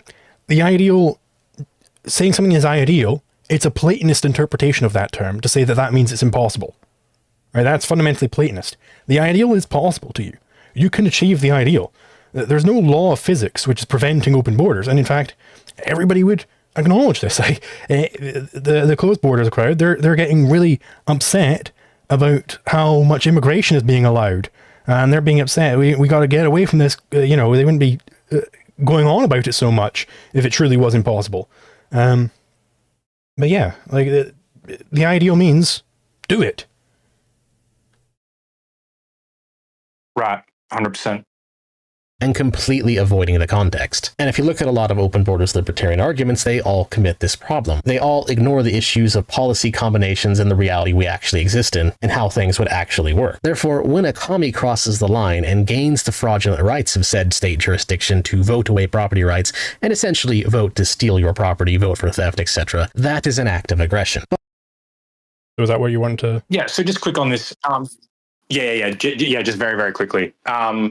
He basically the accusation is that we're ignoring the wider context of what's going on in within the state. And my basic response to that is like, we are ignoring the welfare state and zoning restrictions and bans on smoking weed in various states in the United States. We are ignoring that context because it doesn't matter as it pertains to whether or not crossing the border is aggression. There's a good reason for this. There's no context that can make aggression justified. That's if you hold any other position, then you're not abiding by libertarianism. That's the direct implication of the NAP. If something is aggression, it cannot be justified. In order for some contextual factor to matter, you have to show why it goes from being it transforms the act from being aggressive to not aggressive, right? So let's say someone sees me shoot Liquid Zulu, and then they say, you just aggressed against Liquid Zulu. Why'd you do that? And I say, oh well, Zulu was actually pointing a gun at me and saying he was going to kill me, so I just responded and defended myself, right? That would be a situation in which additional context allowed us to see that okay, and someone just saw me shoot someone, and they were like, whoa, that's aggression. But then when they were provided additional context, they were like, okay, makes sense now. That wasn't actually an aggression. So if Mentis Wave wants this additional context about the welfare state to matter, he actually has to directly link it and show why crossing the border there's a therefore statement that then you're going to collect welfare, therefore aggression, right? You can't just tangentially link it and say that, well, all these confluence of factors creates an aggression. That's not how libertarian legal theory works. And thank you, Captain Pipsqueak, for the $5 Australian.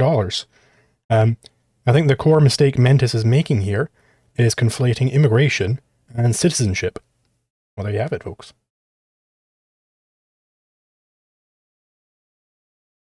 You can stop it at 18 minutes on the dot was when I had 38 minutes on the dot was when I had my next stopping point. So unless you want to stop it earlier, then that's kind of where I wanted to pick up again. But when a libertarian crosses those lines, no such issue exists, no such aggression happens. That I agree with. And therefore, the correct and ethical border policy is unironically a keep the commies out immigration policy. And you can actually test the sensibility of this border policy by reading into a lot of open borders arguments from other libertarians. Like, for example, if we look at the book Open Borders by Brian Kaplan, The Science and Ethics of Immigration, which is basically just a large comic book that shows a lot of the arguments for open borders, from, of course, a libertarian perspective. And the thing is, his arguments all pretty much make sense and work, with one little caveat. They only make sense if you assume that the people immigrating are libertarian-minded. Like, for example, this one right here, talking about how America's golden goose survived the open borders era and actually thrived very well. Well, yeah, of course it did. Because back in the 1800s and early 1900s, immigration costed a lot more because the trip itself was a lot more arduous, but also the United States back then really lacked a welfare state, and there was a very severe limit on what you could vote for. The government was a lot more minarchist back then. And of course, Thank you for the 10 Australian dollars, Mentis. Yeah, we're getting a lot of Australians in the chat. I guess it's, having the earlier stream and all.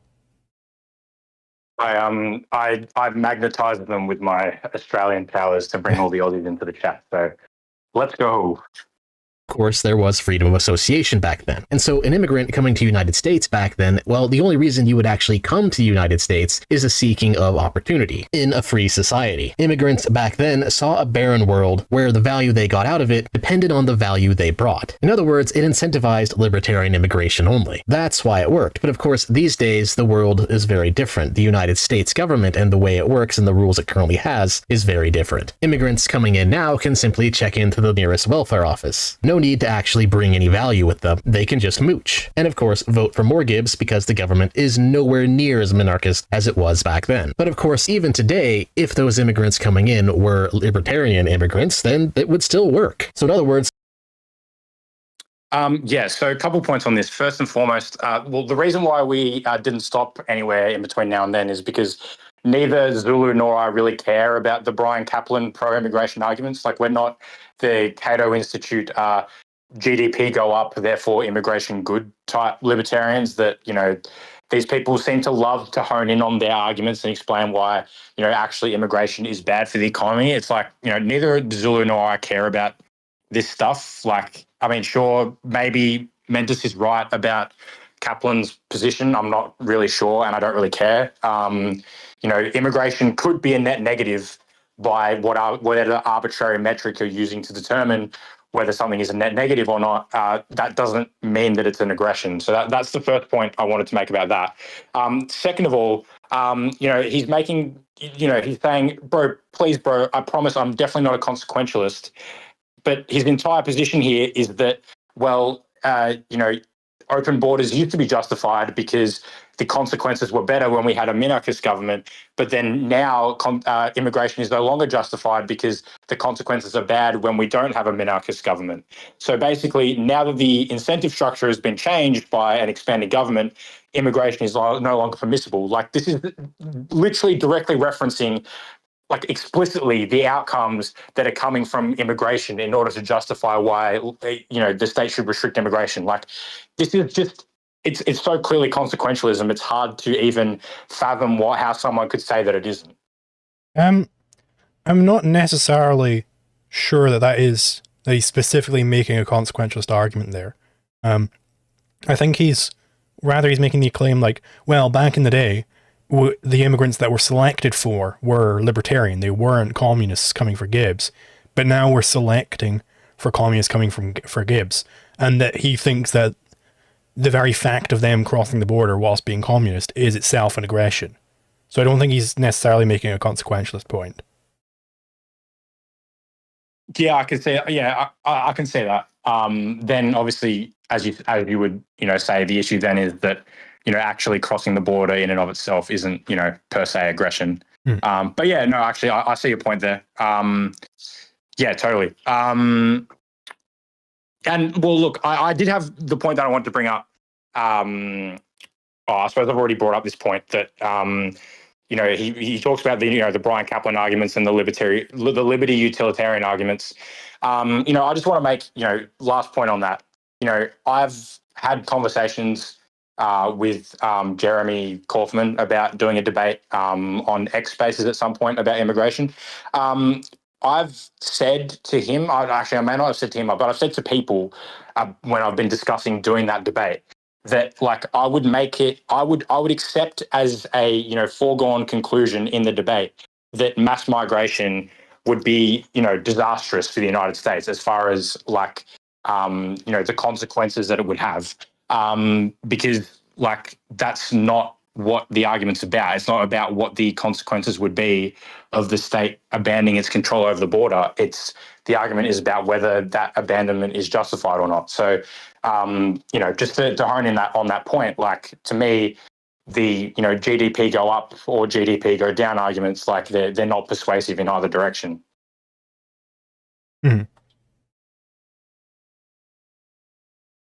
So this argument makes perfect sense so long as the immigrants are libertarian-minded, and the argument completely fails if the immigrants are communist-minded. They would just kill the golden goose, spread the stolen wealth, and then when their ridiculous system collapses, they would claim that it wasn't true communism. And really, you can repeat this analysis for every single argument in this book. Like, for instance, when he mentions that open borders is Niagara Falls economics, because immigrants coming in to work and add to the economy makes everybody richer. Yeah, that's true. If they're coming in and they're not leeching off the welfare system, and they're not voting for more socialism, then yeah, this argument works. But as soon as you replace the libertarian immigrants with communists, the argument immediately fails. And that's kind of the flaw of the libertarian open borders position, is that they're forgetting that people are not all the same. People aren't equal in how they act and how they believe and what their incentives are and what their plans are. The cultural aspect of the whole ordeal and the whole lack of freedom of association, that's a problem too. But the real problem from just a libertarian ethics philosophical position is that all of the logic that open borders libertarians use just immediately fails when you try to apply that logic to a communist immigrant, due to, again, the reality that we live in. And so, in an interesting twist of irony, this book of open borders is actually defeated by the book The Myth of the Rational Voter, also coincidentally by Bryan Caplan. Funny how that works, isn't it? And also, one final issue to point out before really concluding all of this is that a lot of the open borders libertarian arguments are actually better served as just arguments for free trade, which Hoppe himself mentions in his case for free trade and restricted immigration. Like, for example, the Starvin' Marvin scenario, where a man in one country is starving and has money to spend that at a supermarket that is in another country, and he is then stopped by Border Patrol and is then forced to go home and starve because he can't spend his money at the grocery store. This is definitely wrong, but it's not really an argument necessarily for open borders. In fact, you could use this same argument against private borders if it was a private city. The real issue here is that there's no free trade, and the real solution would be, well, why can't this Starvin' Marvin guy,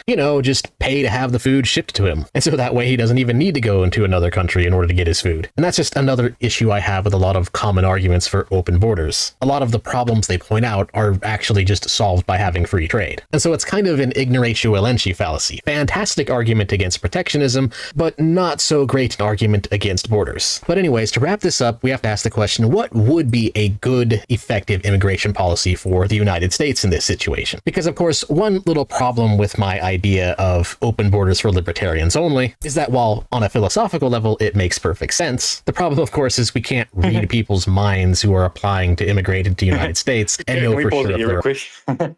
Sure. So this is something I wanted to bring up. So basically, Mentis Wave has spent this whole time saying, explaining why the open borders position is wrong, because it's impossible to implement without like some disastrous consequence, or basically, we don't live in the current reality where that policy is viable. And yet, now he then immediately proceeds to say, I'm now going to defend a philosophically sound argument, but one that I don't think is possible to implement. So it's like, well, hang on, like, doesn't that undercut literally your whole argument as to why open borders isn't possible? Like, if the argument is, well, open borders isn't possible because, we need, I don't know, because there's going to be bad consequences, or because, there's going to be aggressions that follow along from it, and therefore it's not, it may be philosophically sound, but it's not practical to reality. It's like, well, you've just conceded that your position isn't practical to reality either. So why are you advocating for it on your own premises? Mm-hmm. And yeah, and the sort of halfway house he ends up going for is like, okay, well then let's implement policies which will more closely select for libertarians.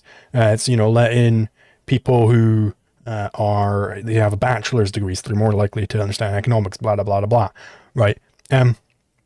But then the whole justification that Mentis came up with for his proposed immigration scheme, which is that any non-libertarian coming in is committing an act of aggression, that justification no longer applies because he didn't establish that any non-person with a bachelor's degree is committing an aggression when they come in. Like that doesn't, his justification just, it's no longer applicable. So that's, the whole justification is moot. And he now has to reestablish some justification for the bachelor's degree theory of immigration, which it's not going to happen, right? Yeah, so I want to, because Mentis is about to start basically rejecting the Austrian School of Economics and also like methodological individualism. So at 41 minutes and 20 seconds, I want to kind of jump in because he starts getting really, really bad as far as some of the stuff he's kind of assuming away in order to make his argument. Sure. I'm gonna bump that to 41:24 because I've got a note there. Yeah, sure. Or libertarian or not. So yeah, there is that kind of difficulty. And the answer to that is I think we should allow immigrants in so long as they, on a personal level, don't have an incentive to vote for communist policies. So we kind of have to look at things back in the way the United States used to operate, back when open borders actually did kind of work in the 1800s and early 1900s. So perhaps policies such as restricting immigration to people who don't have a bachelor's degree so they're not educated on economics, and restricting immigration to people who don't have enough money so that way they wouldn't be eligible for any kind of welfare applications anyways. And I think there should just be an additional screening process to ensure that they are somewhat libertarian minded. And to some degree, I guess the Republicans are kind of correct in that, yeah, you do want to verify who is coming into the country in order to figure. So, I don't think sorry, I'll just jump in. You go ahead. I don't think you do want the government to verify who's coming into the country. You don't want the government doing any sort of verification. You want to verify who's coming onto your private property. But you absolutely do not want what we've established is a communist democratic government to tell you who you're allowed to associate with. It's like, no, the immigration restrictions, what they are, is the communist democratic government saying, you're not allowed to be friends with him. You're not allowed to invite her over. That's what it's saying. You don't want the state making those decisions for you. That's absolutely terrible. You want to be able to make them yourself. Right, exactly. And so this is where I wanted to bring up the manner in which he's rejecting Austrian economics here is he's saying, well, we keep out people depending on what incentives they would have once they get here.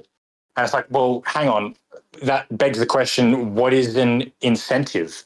An incentive is something that will, encourage someone to perform some action. Well, we know that, you perform actions based on, your internal value scales, which are subjective, right? So if we know this, then we understand that that incentives themselves are subjective, right? Something that's an incentive for one person might be a disincentive for another. This just cuts against the entire marginalist or subjective theory of value. We can't know ex ante prior to the action what an individual considers to be an incentive or a disincentive. If you say to people, under the current regime with ICE and border patrols, maybe someone is a thrill seeker and wants to take on ICE and try and outrun them across the border. It's like, well, actually having ICE there is now an incentive for this person to try and cross the border if maybe they have a death wish or maybe they're just a thrill seeker.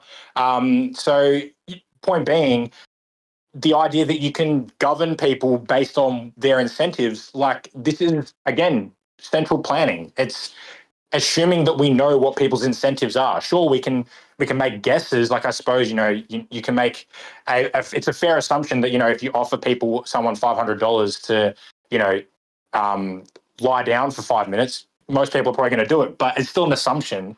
And it's not per se true that everyone values that as an incentive, right? So, and secondly, to pick up on the bachelor's degrees point, it's it shouldn't really be that difficult to say that this is just naked collectivism. It's this group generally exhibits higher levels of economic, knowledge of economics as a general rule. Like generally, compared to the population, people with bachelor's degrees have, better knowledge of economics. Therefore, we're going to discriminate against people who haven't attended university or haven't attained a bachelor's degree. And it's like, what? That's just like, naked collectivism. It's assigning the individuals within a group the traits that are generally applicable to that group as a whole. It's not methodological individualism, and it's not libertarianism. It's collectivist. Mm-hmm. And also, ironically, I think he might be wrong about his little central planner idea that, well, if you select for people with bachelor's degrees, you're going to get more libertarian than not. I'm not sure that is the case, because, I mean, we all know the horror stories coming out of universities with all the socialists, pretty much everyone there is a socialist. It's like, all these super highly educated urban environments, they keep voting in socialists, so it's not at all obvious to me that you're going to select for libertarians with that. Right. Didn't Zoran, didn't they do the demographic breakdowns for the new NYC, the New York Democratic mayor candidate? And they did demographic breakdowns, and the only demographic that voted against him, that swung against him, was actually the poorest people in New York. I'm pretty sure it was under $50,000. Everyone voted for they swung towards Cuomo, and then from $50,000 a year in salary up, they all voted for Zoran. So it's not immediately obvious that he's correct that higher income people and as you said, people with higher levels of education do actually swing more libertarian. Maybe people with higher education, specifically in economics, maybe then he's correct, but just general bachelor's degrees, I don't think that's per se true at all, that those people swing more libertarian than non-bachelor's degrees. But as you say, that's kind of irrelevant if we just actually are individualists about this and look at people's actions and choices, right? Figure all of these things out. So in that sense, you could also throw in the national security check up there, because terrorists coming into the country with intent to do people harm while taking advantage of the open borders and taking advantage of United States infrastructure to do that, you could easily argue that that's a violation of people's property rights as well. I know that none of that is perfect within libertarian philosophy, but what the open borders libertarians need to understand is that there currently is no viable, perfect solution that can... Okay, so... I was going to stop it at the exact same point. So he's inserted a word here, which I think is doing a lot of heavy lifting. So he said there is currently no viable perfect solution. Viable is really just holding that whole sentence together. By viable, he seems, because there is a perfect solution, it would be, get rid of the state. So what he seems to be saying with viable is that it won't currently be implemented. It's unlikely to be implemented tomorrow because most people are against it. And, since when the fuck has that stopped us? Why is viability? Why is that the standard of how we should judge policies? It's not currently viable that we get rid of the income tax. That's not viable. That's probably not going to be implemented anytime soon. But that doesn't mean that we suddenly start going, okay, well, what kind of tax system should we go for here? That's like the old Prags would be like that. We're supposed to have gone past this. Right. Yeah, exactly. So, well, first of all, he's just, he said it's not perfect. Well, it's okay, great. So, look, if we're going to be strict libertarians about it, then, your position isn't justified. You're enacting a performative contradiction. if you buy into argumentation ethics, which if Mentis waves a Hoppian, he should, because in my opinion, argumentation ethics is Hopper's greatest contribution to libertarianism. So, forget immigration restrictionism. The real Hoppian stance is argumentation ethics, as far as I'm concerned. So, this entire discussion, Mentis wave is arguing for something that he can't actually justify argumentatively. He's, in a performative contradiction. So I want to also bring up the fact that, so once the state's abolished, hypothetically in the future, we're still not going to be in a state of nirvana, right? There'll still be criminals going around that who aren't the state, right? We're not utopians, right? We still understand that absent the state, people will still, try and steal from one another, or maybe, do murder and various other crimes. So they will try to, and most likely succeed in harming people and aggressing against people, maybe not harming people, but aggressing against people. And they may be even able to do it on like a systemic level for some period of time. So like, you could have a mafia or like a warlord who maybe sets himself up and is able to, kind of aggress against people for some period of time. And sure, we'd find a way to get rid of that person. But during that period of time, in the meantime, there's going to be aggressions going on. Okay, we're not going to be in nirvana.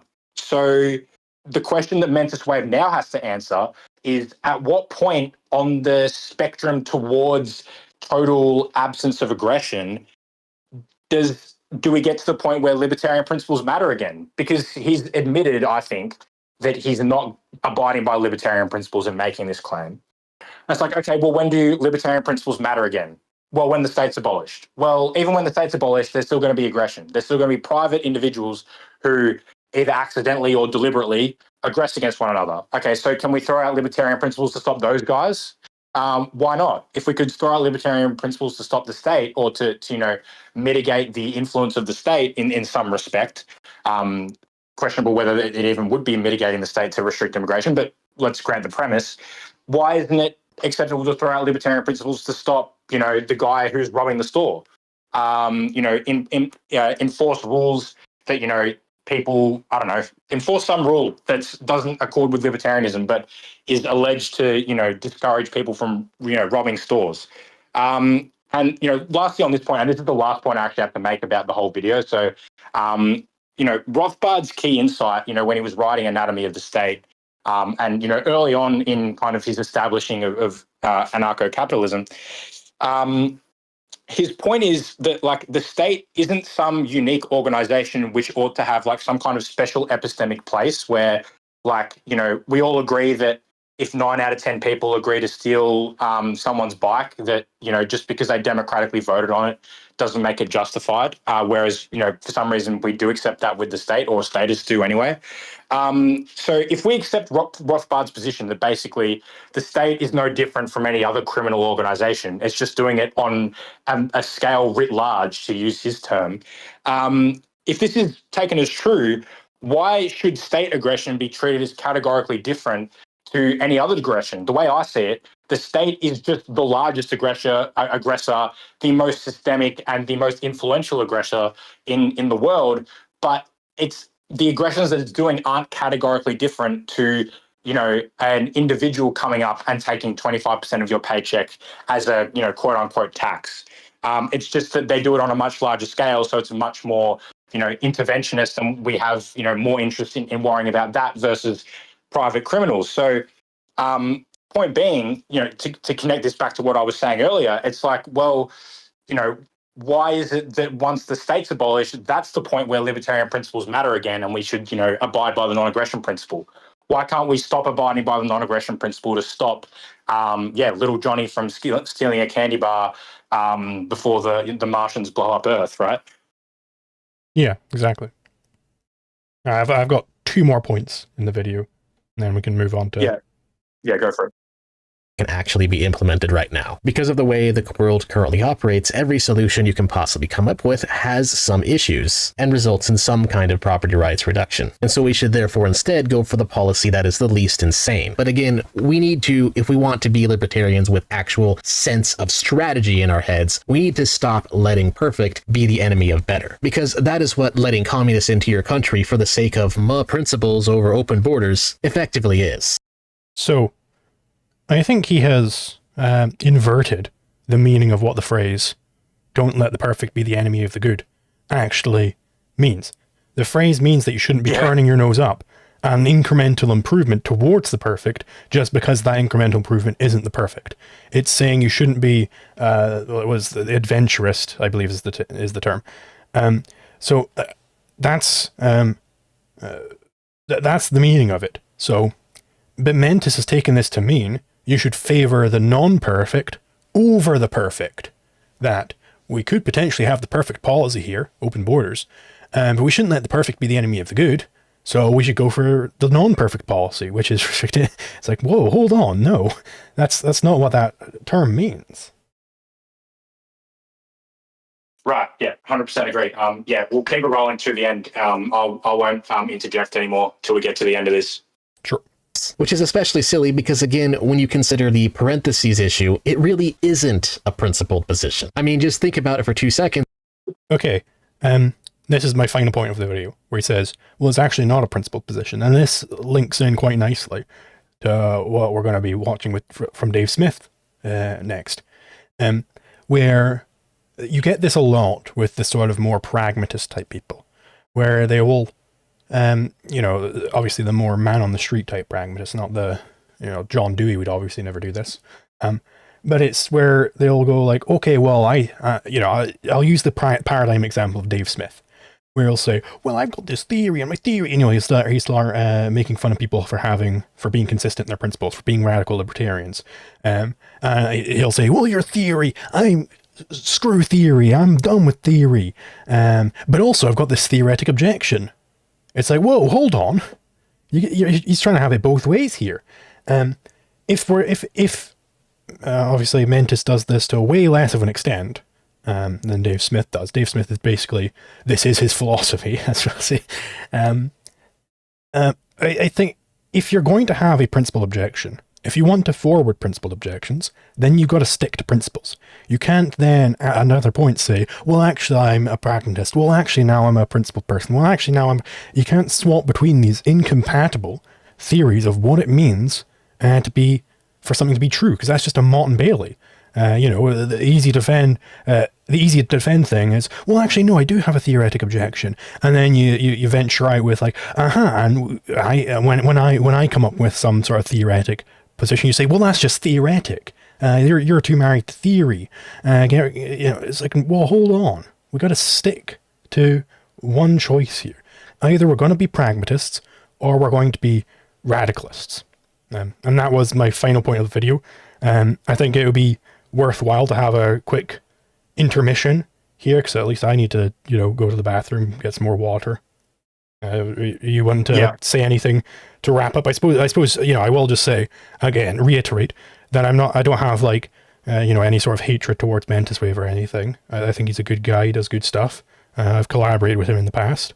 But I do think that he is making some pretty substantial errors in his analysis here, which I think we've demonstrated.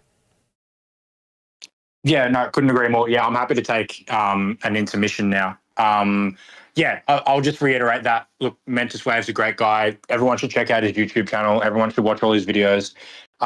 He does great work. So, there's no hard feelings there. The immigration debate's gotten, quite personal at times. Certainly don't hold those feelings towards Mentis. So, will we take 5 minutes or so to take a break before we jump into the Dave Smith portion? Yeah, and I've also sent the link to Mentis' video here into the chat. But yeah, see you guys in about 5 minutes. So 8 past or thereabouts.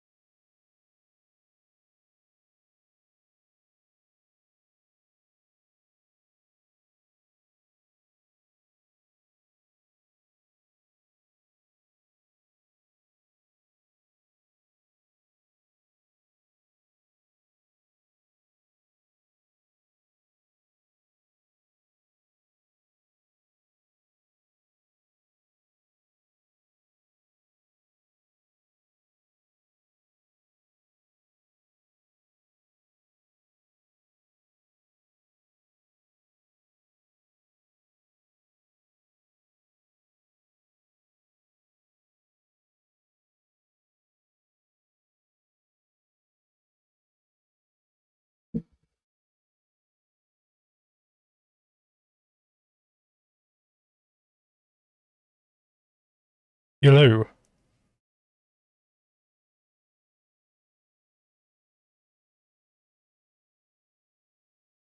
Hello.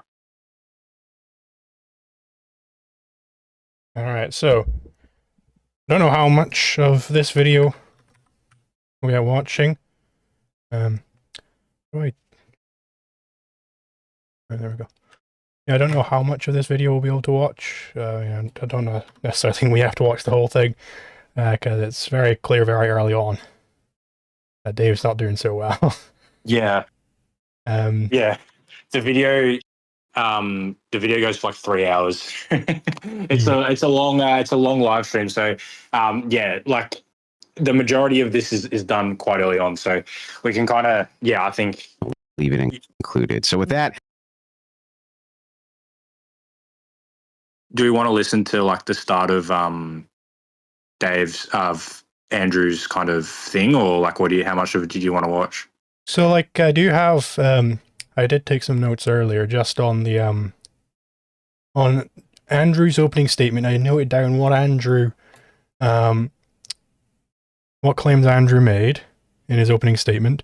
And then Dave says, well, I'm making my opening statement as a response. So then I've also noted down what Dave has to specifically respond to. So I think it would be quite fun to maybe see how many of Andrew's points Dave responds to. I'm also just going to make this a little bit faster because it is very long. So yeah, let's just get to the start of Andrew's. is a doctrine that Mr. Smith does believe because It's a little bit far. He's like, I don't know, fucking 11 seconds. I have seen him reference it multiple times to you to get to the rest of the way there. Libertarian. Fucking Christ almighty. This application of Discord is just so terribly put together. Can't click on the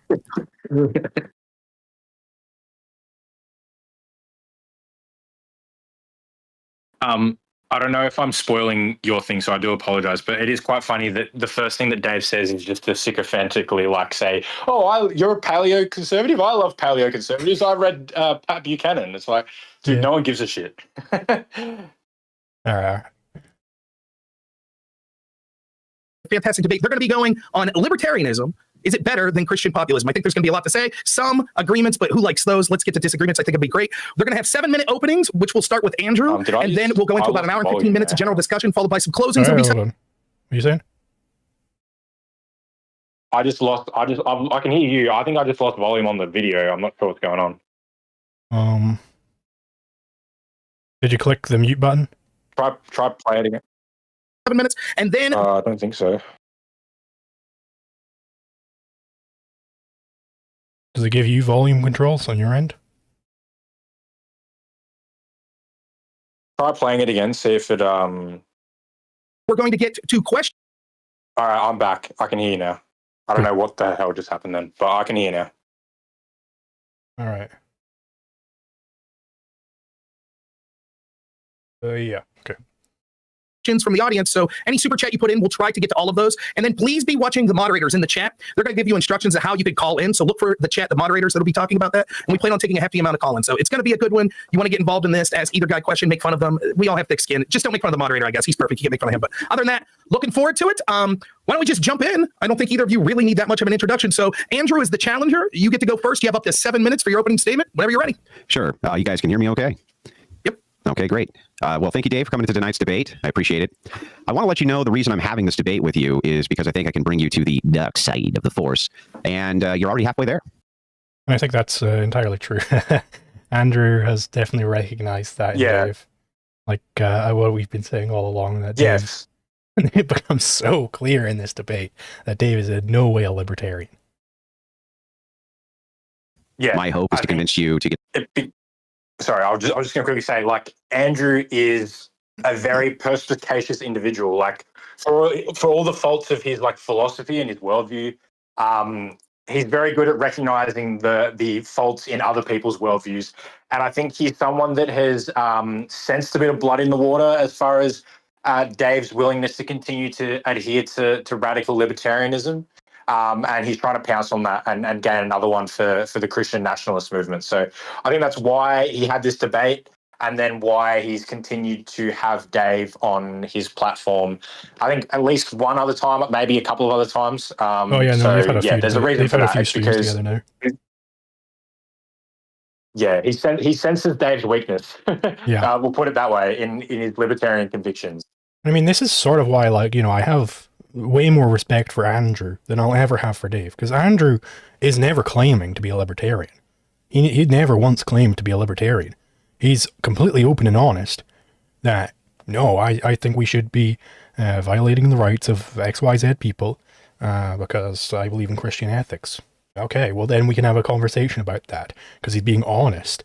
But Dave, Right, exactly. actually, as will be revealed, believes in pretty much the same things, but he's so hard trying to warp it to fit a libertarian audience. It's there's something, I think he's maybe just got like inertia where he used to be a libertarian back in the Ron Paul days, and he just cannot get out of that framing of anything. But yeah, we'll play it on. We'll get into it more. We'll get into it more. But I do just want to say that, like, look, Andrew's existence in like the internet ecosphere is far, far, far less damaging than Dave Smith's. Andrew is an open Christian nationalist who adheres to Christian ethics. Okay, we all know his philosophical pride. We all know where he's coming from. Great. We can, as you said, we can have a debate. We can have a discussion. We can establish why he's wrong. Dave Smith, on the other hand, is a Christian nationalist, Christian ethicist masquerading as a libertarian and going around telling people he's a libertarian while not being a libertarian. So, yeah, you're 100% right. Despite the fact that Andrew probably advocates for more aggression on net than Dave does, he's significantly less damaging to the libertarian movement, because all he's doing, as far as damaging us, is, recruiting people to be Christian nationalists rather than libertarians. And that's not great, but it's far worse than convincing people to be libertarians while not actually convincing them to be libertarians. That is significantly, significantly worse. Anyway, we'll let the video keep rolling now. Get to the rest of the way there. Libertarianism is, in the end, a system which inevitably leads to degeneracy. The reason libertarians currently have a Skittles nominee for president is because the very ideology itself is corrupt. It starts with the very core idea on which all other ideas are based, which is self-ownership. I know this is a doctrine that Mr. Smith does believe because I have seen him reference it multiple times in multiple appearances, most recently on Reason TV in his case against open borders. It's a failing dogma because it opens up the ultimate can of worms. If people really do own themselves, then we really can't engage with any voluntary actions they take with each other and stop them, overrule them, or force them not to do those actions. This is exactly why Skittles in society exists. By this logic, we can't outlaw incest, prostitution, we can't outlaw gay marriage, we can't outlaw polygamy, we can't even outlaw unaliving yourself. All things which Christian ethics point to as absolutely immoral. Dave can't really say that they are, though. They have to be allowed if you own yourself, or it would be a violation of the self-ownership doctrine. It's nice and all that Mr. Smith has distanced himself from the failure that is the modern Libertarian Party, and I applaud him for doing it, but ultimately, the very reason he had to is because of this reason. It always leads to the absurd outcome of mass degeneracy. It has to. There's no way around it. Dave assumes, for reasons I don't understand, that his solution of non-promotion yet legalization is somehow better than the alternative of the state utilizing authority to remove these moral plagues. I want the state busting up prostitution rings and pimps. I want them arresting incest practitioners, and I want them to arrest polygamists. I want them to use force to prevent unaliving of oneself. The anarcho-capitalist, in this case Dave, can't justify the state really doing any of those things. The Christian ethicist can, striking a key balance between what he would call totalitarianism and what are considered freedoms. For us, though, Mr. Smith has outlined a plan, one he often repeats. His plan is to have libertarians move into positions of governance in order to take control of key systems and then abolish them eventually, in hopes that we eventually get to some kind of anarcho-capitalist society over time. He says this because, quote, the perfect is the enemy of the good. This means, of course, that because a thing isn't perfect doesn't mean we shouldn't move to what's better, even if what's better isn't perfect. So that the audience knows this is also the exact plan of socialists. They also want to seize government institutions, abolishing power over time, in order to end up with a stateless society, just like Dave wants. It's amusing to note that ultimately what both sides are really fighting over is the power of the state and the use of its force. So I think I will just skip the rest of Andrew's opening statement. People, of course, can watch it if they go to the video themselves. But I think he's established everything which Dave needs to respond to at this point. Yeah, and I will just clarify that, and we'll see this as Dave responds. Andrew's actually given a very good summary of what self-ownership implies. He's done a very good job of to his credit, framing, establishing what self-ownership means and then framing it in a bad light by saying that it implies, all these, allegedly bad things like prostitution and whatnot and, drug use. What Dave needs to do is bite the bullet and say, great, okay, what's your justification for why we shouldn't be allowed to do those things? Mm-hmm. But as we'll see, that's not what Dave does. Yeah, and Andrew's he's laid out very well. It's like, okay, I want you to bite the bullet and blah blah blah blah blah, and then we can start having the conversation. So, and let's see if Dave does. It's meeting you guys tonight, and I didn't exactly know. Okay, hold on. I need to it's like in this Discord menu. Like I don't have access to like the arrow keys to skip forward and back 5 seconds. I got to scrub every time. Yeah, right. So annoying. You got up to 7 minutes. Sure. So as I said, I'll make my opening a bit of a response to yours because I'm just meeting you guys tonight, and I didn't exactly know what I was in for. But I will say that I know Andrew. I have seen on Twitter you in your bio you refer to yourself as a paleoconservative, and that I would just say. Sorry, were you going to say something? Oh no, sorry. I would just say that. I just want to say, like, not to be, I've been going back and forth on this because I am making a video kind of shitting on Dave. There are certain points where I feel like I'm being too much of a shitter on him, where I'm just nitpicking, because I've got a nitpick here, but then I just have to keep reminding myself just how damaging he is and just how arrogant he is, because he's branded himself as the most consistent motherfucker. That's been his branding for years, and it's like he can't bite a bullet. He's allergic to biting bullets. So if he's branding himself as like this libertarian debate master, then I think it's worthwhile for me to go through these nitpicks. First nitpick there was Andrew was just smoking a cigarette or whatever, and Dave was like, "Oh, sorry, are you saying something?" It's like, Dave, this is your 7 minutes opening. Even if Andrew was about to say something, you speak right through him. All right, this is your time to shine, Dave. You don't. That is already putting him in like a sort of weakling position here. Yeah, and he uses. The first few sentences of your opening statement should be the most powerful. You should be grabbing the attention of the audience and being like, here, like banging the table and saying, this is libertarianism. All right. This is the philosophy that we hold. And no, he uses the opening few sentences of his opening statement to be like, well, you're a paleoconservative, eh? Well, I've read some Pat Buchanan in my time as well, and I really like what he had to say about some stuff. So here, we're friends here. And it's like, well, look, I'm not necessarily always against building bridges, but you got to lay the foundation and make your case first before you start trying to, build the bridge and connect someone to your philosophy. That's not the way to start your opening statement. Hmm. Are you just able to leave and rejoin the activity real quick? It kicked me out for a second, so now I can't pause and play. Okay, yeah, sure.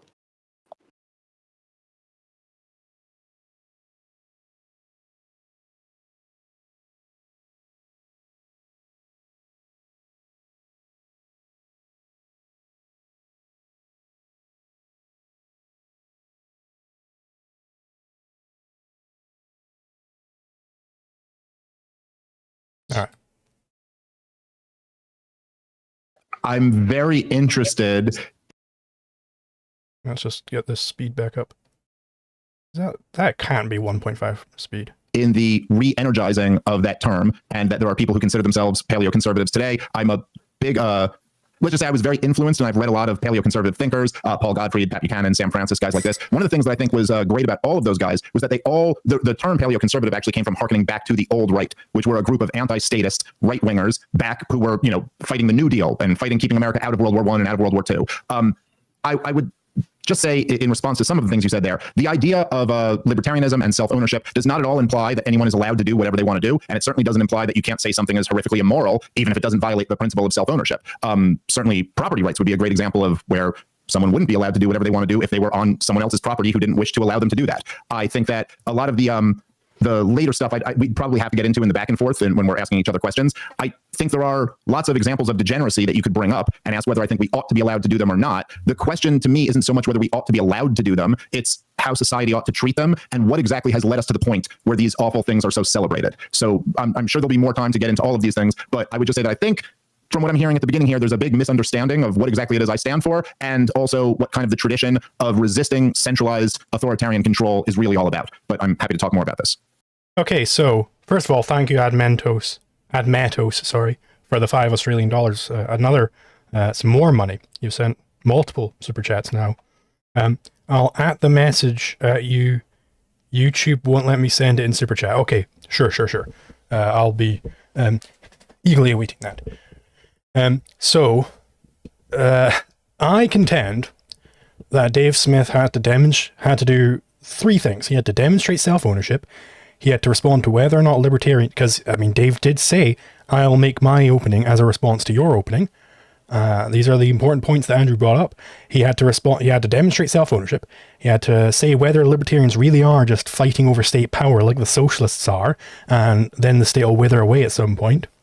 Because then it justifies Andrew doing the same for Christianity, right? And he had to say whether or not the following should be stopped by state force: incest, prostitution, gay marriage, polygamy, and suicide. So he just said, well, I think that's the wrong question. So I would contend that Dave did literally none of the things. He responded to literally none of the important points.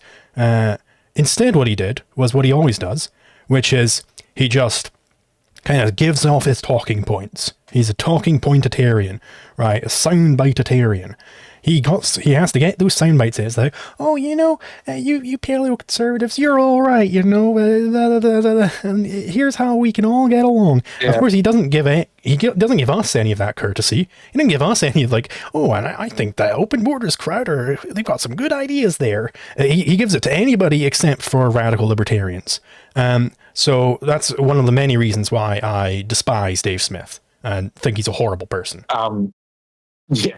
And the eternal task of connecting everything back to like the anti-war movement. It's like, look, I'm not against the anti-war movement, obviously. War is bad, like no shit. But we don't need to be using every possible opportunity to explain why actually World War I was bad. It's like, yeah, we get it. Let's actually, Andrew's clearly here to have a philosophical debate about the justifications for libertarianism versus Christian ethics. So let's actually talk about that stuff and not just how Pat Buchanan was anti-World War I. No one cares. Yeah, and sorry, Admetos. Yes, I cannot see your message. It doesn't even seem to be held. If I go onto the actual YouTube Studio page, I can't see it either. I suppose some options, you could try sending it over on Twitch chat instead, or over Discord, or DM it to me on Twitter. I'm sorry about that. I don't know what's happened there. It must have been I don't know, YouTube must have just hated that message. I can't even see, it doesn't even show up as normally if someone sends a naughty message, I can see it still show up, but I can see that it hasn't actually been sent into the chat. But I literally can't even see your message showing up. Yeah, he must have really said he must have said something really, really bad. Something heinous here. Yes, if you DM it to me on Twitter or send in the Twitch chat or whatever it is that works best for you, I'll definitely respond to that. But yes, anyway, let's so now we're getting into the back and forth that Dave has given his gluck, I love paleo conservatives so much opening statement, which apparently he considers a response. Oh, actually no, there's a huge fucking delay. So Admetos probably won't have heard that until now. Yeah, he says he'll send it on Discord. Okay. But yes, now we're getting into the proper back and forth between Dave and Andrew. Let's see how that goes. All right. Opening statement's done. So I'm going to try to stay out of it as much as possible. We'll let you two go back and forth. You only hear from me if the audience can't hear because there's too much talking over each other. Other than that, got about an hour, 15 hour, 20 minutes. You guys go ahead. Dave, can you demonstrate for us how you own yourself? Well, what exactly do you mean by that? Question. Do you own yourself? Yes. Yeah, fair question. Do you own yourself? Can you demonstrate that you own yourself? First question, actually. Yeah, this is something that any day one libertarian debate bro would be able to answer off the back of their hand. They might not have the best answer. They might not have the most philosophically sound answer. But they would have an answer for this. right? At the very least, they'd have an answer for this. And, you know, Dave, being a supposedly very well-read guy, you know, maybe he would go for Murray Rothbard's argumentum e contrario. Let me just rattle that off real quick. And, you know, you can see my notes. I haven't got this written down in my fucking notes anywhere, right? Rothbard's argumentum e contrario. Yeah, and by the way, this isn't even my argument that I use. I don't even use this argument anymore. There are three options we have with respect to ownership. Either everyone owns themselves, the self-ownership ethic, the non-aggression ethic, right? Or everyone owns everyone else, the communist ethic is what he calls that. Or you have some group owns another group, like some sort of slavery ethic. Now, he's saying, well, this has to be an ethic for mankind. So one group owning another group, that actually has a group of humans and a group of subhumans. So that doesn't work as an ethic for mankind. Okay, so that one's out. And also there are other arguments for that where it's like, it's a particularist ethic, like, you know, it ends up leading to some sort of polylogism, like, well, does this group have a different logic than that group? Like, why are the Aryans owning the Jews? It doesn't make any sense, right? Many counters you can make there. And then the communist ethic, well, that actually leads to the death of mankind, because you could never do anything. If I wanted to take any action at all, I would first need the permission of everybody else. But then giving me permission, that's also an action. So they can't even give me permission, so everybody just has to stay completely still and do nothing, ever. And even that's an action, right? Staying still is also an action. So it's literally just impossible to comply with in the first place. So that also doesn't work. So then we've only got one option left, self-ownership. So let's see if Dave Smith is able to give a similar sort of argument here. But real quick, I will see what Admatos said. I assume this is you, Sundered. Just destroy Dave Smith. We can't and should not tolerate any level of poison. I think YouTube is just getting really mad over the word for poison for some reason. Yeah, that's very strange. But yes, absolutely. So, there's Rothbard's argumentum e contrario, just rattled off the top of my head. Let's see what Dave Smith goes for. Maybe he's got some interesting... That was a great, that was a blast from the past. That was like 2021, 2022 Liquid Zulu coming out again. I missed that old Rothbard argument, but we haven't heard it for a while. But look, just real quick, like, don't get me wrong, live debating is difficult, okay? And I've been caught a couple of times where people have asked me, like, pretty straightforward questions that I should know the answer to. And I've been like, shit, I can't remember what my premises, conclusion, argument was. Okay, I can defend someone making that error if it's early on in their career as a debater. But Dave Smith is supposed to be the creme de la creme of what the libertarian movement has to offer. He should be able to nail this, 7 days a week and twice on Sunday. This should not be a difficult question for him to answer. This should be, he should smash this one out of the park if he's really the best that we have to offer in libertarianism. He should kill this, but, we'll see. And this is why I'm so harsh on him for his performance here. Because he has marketed himself that way, he is now representing the understanding that libertarians have for philosophy. Like, I saw Destiny react to this debate, and he says, well, this is why of course libertarians, they're like a meme ideology. They don't have any knowledge of philosophy. It's like, Dave, you're representing a worldview here. So let's see Dave represent the worldview of libertarianism and justify self-ownership, which, by the way, I also don't think is the foundational axiom. I think he's also wrong about that. But let's see him try. Can you demonstrate that? I mean, we're both demonstrating it right now on this show.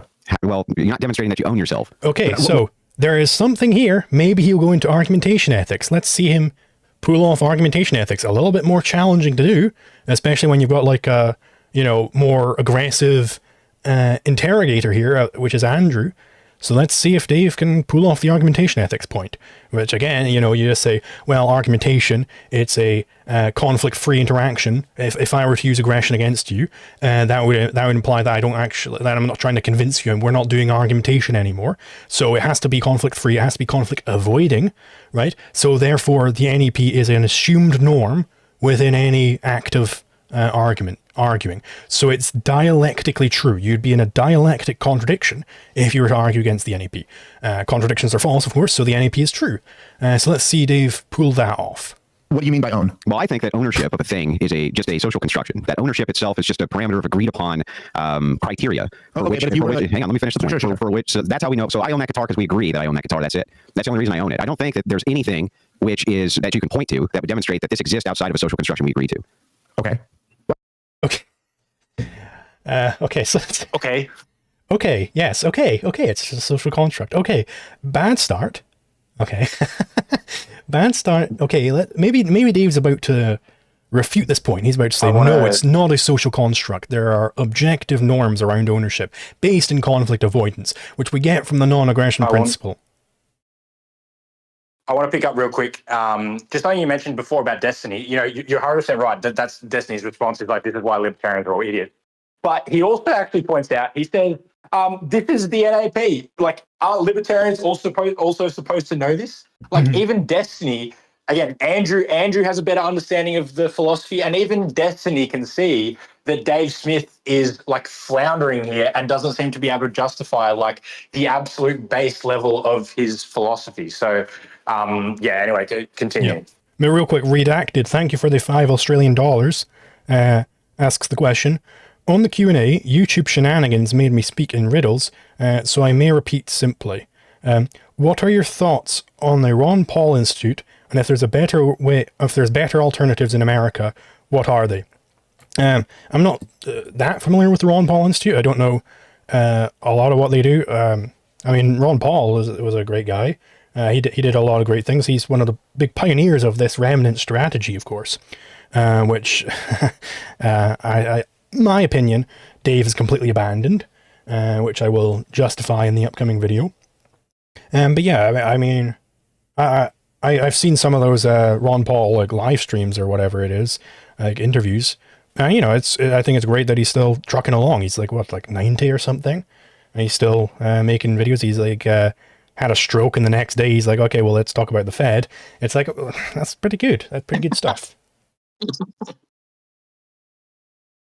Yeah, anyway, let's see Dave challenge this point that property is just a social construct. Let's see him do that. I'm missing your point here. My point is that I think it's a social construction when you say that you own yourself. I don't think I didn't say it's not a social construction. Well, oh my God. Well, Dave, you should have said it's not a social construction. You should have said that. Oh my God. I've got to say, it must be funny for you guys. Like, I'm assuming my like laughing reactions are coming through like 5 or 10 seconds after the point where I was supposed to be laughing. So like, I'm just randomly start laughing for no reason.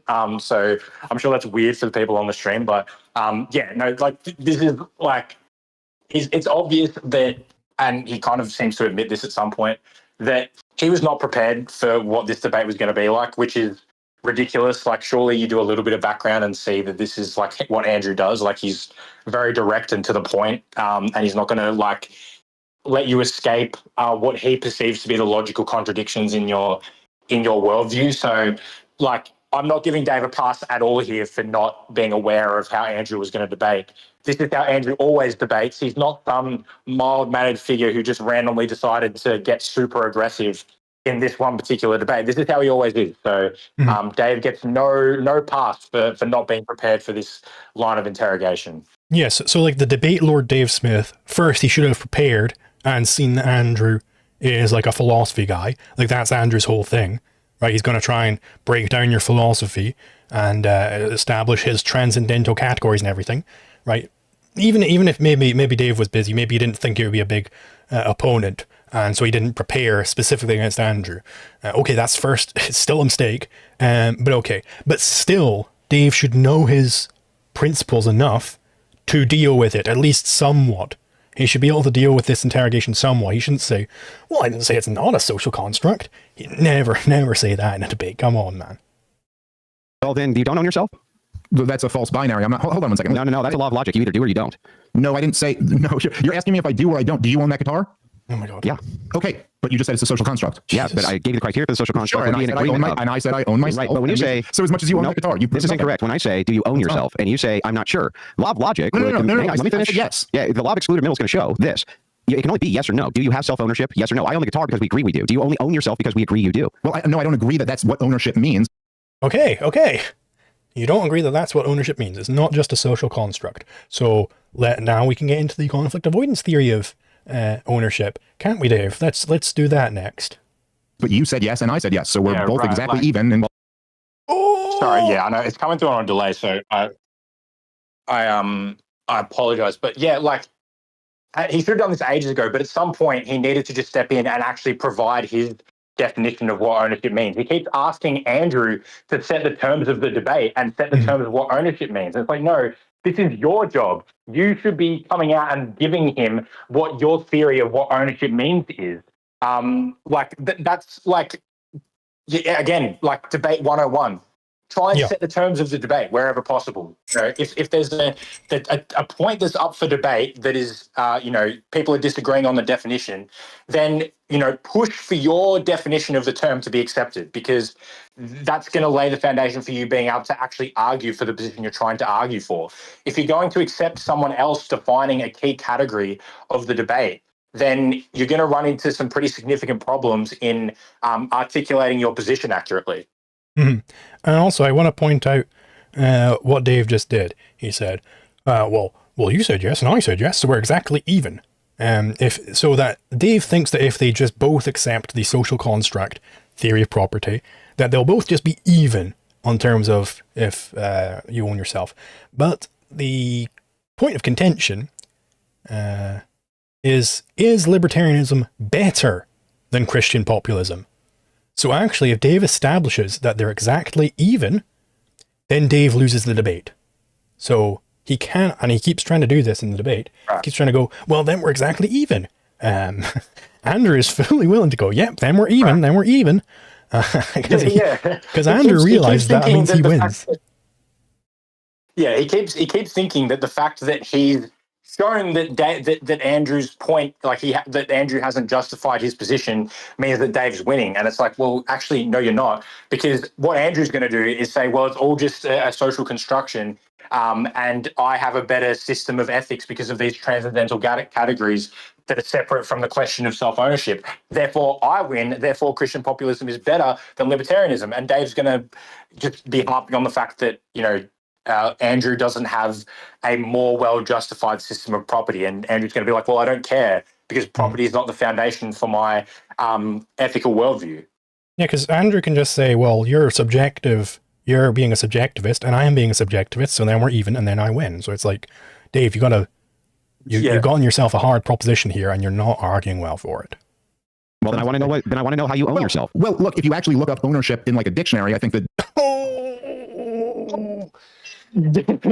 look it up in a dictionary. It's like, I want to know how you own yourself. According to Webster's dictionary. That. Okay. Dave. I think this is one that makes, like, I remember watching Destiny's stream of it, and Destiny goes, oh, you can't do this in a debate. You can't just appeal to the dictionary for your definition in a debate. That's a really, really bad. That's like, well, it's an appeal to authority. It's like, well, the Merriam-Webster says this, so I guess it's right. But second of all, it's just bad. Again, it's bad strategy. You don't want to be letting Merriam-Webster define the key terms of the debate. You want to be defining the key terms of the debate. So define them. Don't just say, well, look up self-ownership in a dictionary, man. That'll give you the answer. Yeah, because I guarantee you that the good folks over at Webster's Dictionary, I guarantee you they've not read Rothbard and fully structured out all the definitions to suit what you're going to go for here. And it's like, Dave, you've got to have this yourself. You've got to be able to define these terms, because a definition is supposed to encapsulate, point at some sort of a concept, and your concepts are going to be a little bit different than those good folks over at Merriam-Webster. So you've got to be able to do these definitions. the definition that you gave would be a little bit different than that. So do I exercise my, control over myself? Do I do so morally? Yes, I think so. And I actually think that in order for us to even have this conversation, we both have, in a sense, agreed to that principle. I don't think we have. It's me versus you. A little bit of argumentation ethics going on here. Little bit, but he's dancing around the argumentation. Really struggles to get it. Mm-hmm. Yeah, I contend exactly. I contend that at no point in this debate does Dave give justification of argumentation ethics even half as good as the one I gave just off the cuff earlier, and I'll give it again, where you and me, we're in a debate here, and so we both have to agree to certain norms. There are certain norms implied by us being in a debate. One such norm is that I'm not going to aggress against you, you're not going to aggress against me. Because if you are aggressing against someone, if you just start beating them over the head until they agree with you, well, then you're not actually doing argument. That is not actually an argument there anymore. So one such norm is the non-aggression principle that's assumed in any argument. So it is dialectically true. Big fancy word there. What this means is you'd be in a dialectic contradiction if you were to argue against the non-aggression principle, because it's already assumed in the act of arguing. So therefore, it's a contradiction. Contradictions are false, so the NEP is true. He could go that route. Will he? Let's see. Yeah. How have we So going forward, I think every time you pause it, because we're obviously having this delay, and I think we're going back and forth a couple of times. I'll let you, whenever you want to pause it, you go, and then give me a chance to jump in, and then we'll resume the video. But yeah, like it's just a really, really, really, really, really, really bad starting point. And as you say, he's dancing around argumentation ethics. He's kind of circling around it like, I don't know, like an eagle or something, like spying a bit of food on the ground that it wants to get to, but he never actually dives in and grasps it and gets the argument out there. He just kind of, makes vague inferences that people are supposed to understand. And the problem with argumentation ethics is obviously an argument I agree with. But if you don't get it right, you sound really, really, really, really, really, really stupid. Like if you just be like, well, you own yourself because you're arguing, it's like you look like an idiot. You need to, like, if you're going to go the argumentation ethics route, you need to be really precise with your words and really communicate it properly, because otherwise you end up looking like this. You look like a complete fool who's, I don't know, just saying you are arguing, therefore property rights. It's not a good argument unless you can do it exactly right. Yeah, it's definitely the most difficult argument to pull off in a debate for what we believe. And Dave does not have the skills to get close. Arguments that you're making so far in this conversation? How do you own an argument? Oh, do you own the arguments you're making? That's it. That's the route he goes down. Do you own the arguments you're making in this debate? That's the... folks, you just heard me rattle argumentation ethics off from the top of my head. I don't remember anywhere in there me saying, oh, you own yourself, and therefore you own the arguments you're making, and therefore... What the fuck does it mean to own an argument, Dave? This is nonsense. Right, he's running into some intellectual property concerns here when he says that he owns a set of words that he's spoken out of his mouth. He's being very Randian in his justification of argumentation. I think he's like, well, I own this set of conclusion and premises, this particular combination of words, therefore argumentation ethics. It's like, well, not quite. No, I mean, when I say that, I mean, is it yours? It came out of my mouth. Are the words you're saying yours? But how would that make the application that I owned that thing? Well, look, again, define own. I think that... But you define own. Andrew's already given his definition like 3 times now. He thinks it's a social norm. There are certain criteria that we agree upon socially. He thinks it's a social fact that he owns something. He doesn't think it's an objective fact out there in reality. All right, he's a legal positivist. He's being very open about this, Dave. You've got to combat the legal positivist claim here. You can't just say, well, define own, and think that's going to get you anywhere. It's not going to get you anywhere, Dave. Right. I think there's an element to where he doesn't know what he's doing, and there's an element of also like he's stalling. Like I think he's not. He's like, shit. Like I'm in the lurch here. I wasn't expecting this. Here, let me stall by asking inane questions that Andrew's already answered, so I can kind of try and come up with a counter argument on the fly and kind of figure out what's going on. And he'll keep doing this, by the way. There's a lot of times where he'll ask Andrew to repeat himself. And like re-explain what he's just explained. And like, look, I don't think Dave's all that intelligent on the scale of debaters, but I think he's smart enough in a lot of these cases to know what Andrew's saying. He's just like, shit, like I really wasn't prepared for this. I need more time to think of a counter argument. So here, let me get this guy to re-explain the thing that he just said in plain English again, so that I can come up with my counter argument in the meantime. Yeah, it'll be shit like the non-aggression principle or something. Dave, it makes you look like a fool. The definition of ownership would be a social construct in which you and I, via agreement criteria, decide that X thing becomes property which is assigned to me. Okay. Yeah. So if by that's true, by that definition, do you own yourself? I would say by the definition of that social construction, I could say that you own yourself, sure. Oh, okay. But that doesn't mean anything. Let me explain why. Okay. Because if the social, we just do this whole time. let me explain. Because if the social construction, what if we change the social construct and we decide that you can own a person, Dave? Right. Okay. And what if we change the social construct and says like, Oh, Dave. You saying, well, what if we change the social construct to be I own you and you own me and let's all go to the shops together? Like, this is not going to help you, Dave. Because the point I'm just making is, well, if it's just a social construct, then it's not necessarily the case that you own yourself, right? So self-ownership is not an axiom, Dave. The second it becomes a social construct, it's out the window, right? You no longer have the basis that you are using to get to libertarianism, because the social construct can change at any given time. There can be exceptions at any given time. So you're a fool.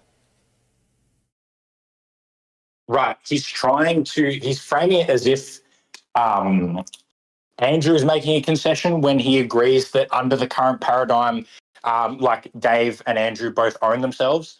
But that's literally implied by Andrew's position. Andrew's position is that this is a socially constructed norm, which means that, yes, under the current paradigm of American jurisprudence, I mean, they don't really own themselves because the state obviously infringes on their rights. But in terms of the interpersonal relationship between Andrew and Dave, they both do have a right to their body and the right to exclude the other within the specific confines of this debate.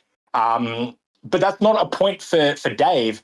That's just, according to Andrew, that's just a social fact. As you said, it's just the current state of affairs that happens to have arisen at this time. But it could easily be changed. This is what Andrew's getting at, and Dave just doesn't really get it.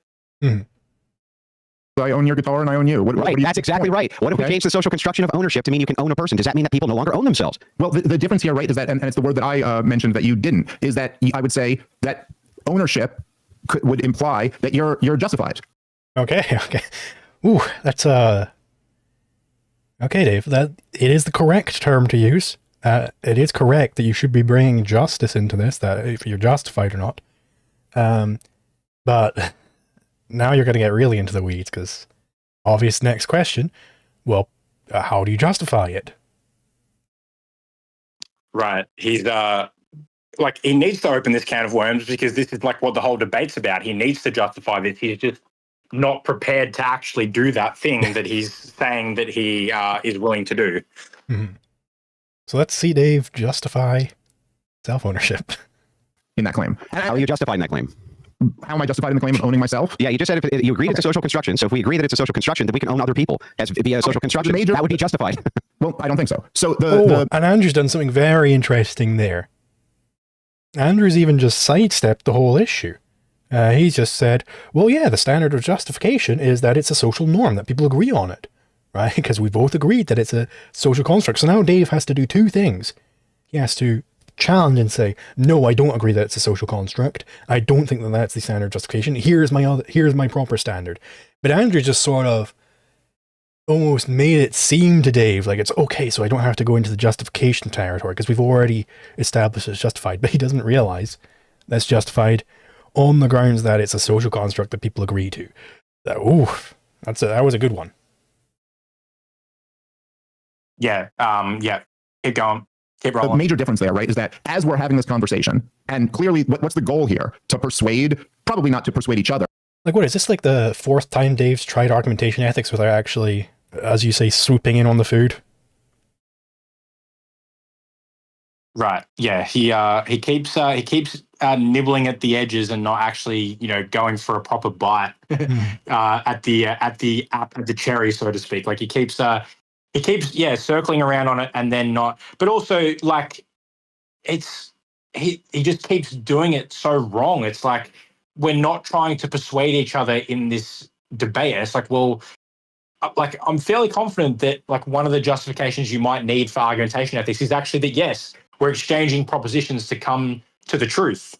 on some level, right? So he's actually, while trying to, expound argumentation ethics poorly, he's even undercutting it, and not just poorly explaining it. He's actually undercutting argumentation ethics while trying to justify it. It's like one of my recent shorts was a clip from a debate I had with President Sunday, where he was like, well, maybe I'm not trying to get the truth. And instead of me saying like, well, at the very least, you're trying to persuade, instead of me going that right, I was like, you're not trying to get the truth? Are you trying to get the truth right now, President Sunday? I really want to nail this down. Are you trying to get the truth? Because if you're not trying to get the truth, then what the fuck are we doing here? You're just saying words which don't actually have any content to them, so I don't have to respond to them at all. Right? That's what you have to go for. Which obviously Dave Smith would never know, because he's never fucking pulled off argumentation ethics in the debate in his fucking life. He doesn't know these little tricks of the trade.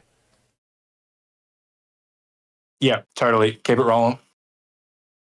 But at least to persuade the audience who's listening to us, because we recognize that they are in control. Forget the word own, because that's triggering, evidently. But they are I'm triggered by the word own. Okay. When I say triggering, meaning that's going to start a whole other debate about semantics. So yeah, but oh my god, Dave. This is not a semantics debate. This is a debate about like the actual content.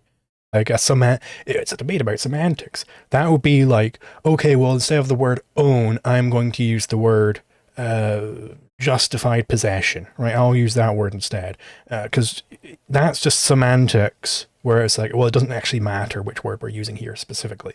Let's just get into the real contentful debate here. But this is already a debate over the content. Andrew thinks that it's a social construct. You've got to challenge that. You've got to say, no, it's not a social construct. There's something objective here. It's part of objective morality, which, is ironically enough actually going to be a little bit easier to get through with Andrew, because Andrew actually does believe in objective morality. Obviously, he's going to disagree with where it comes from and everything than a competent proponent of libertarianism would. He's going to disagree with that type of person. But Dave just doesn't actually have a meta ethics in the first place. So Dave is just going to have to absorb whichever one Andrew gives him, which is really, he's in a very weak position here. Yeah, it's a really, really, really, yeah. I mean, I'm just going to keep reiterating it. It's really, really poor. And, semantics are important in a debate, because you have to nail down what different terms mean in order to have it and have an argument, like a proper actual exchange of propositions. You have to, establish, terms of a debate that mean the same thing to the two participants. Otherwise, you might as well just be uttering gibberish, right? Like, and trying to have an argument that way, just exchanging, Dave can just talk French and Andrew can talk Chinese, and they can have a debate that way. And like, oh, well, if we try and establish common terms, then it's just semantics. It's like, well, yeah, it might be, but semantics are important. You need to nail down what terms mean in order to then have a debate about the contents of bringing up it's just semantics is important if someone's like, you said that they ran to the store when really they just jogged. It's like, well, okay, those sort of mean the same thing, and it's not really that important to what I was getting at in the conversation.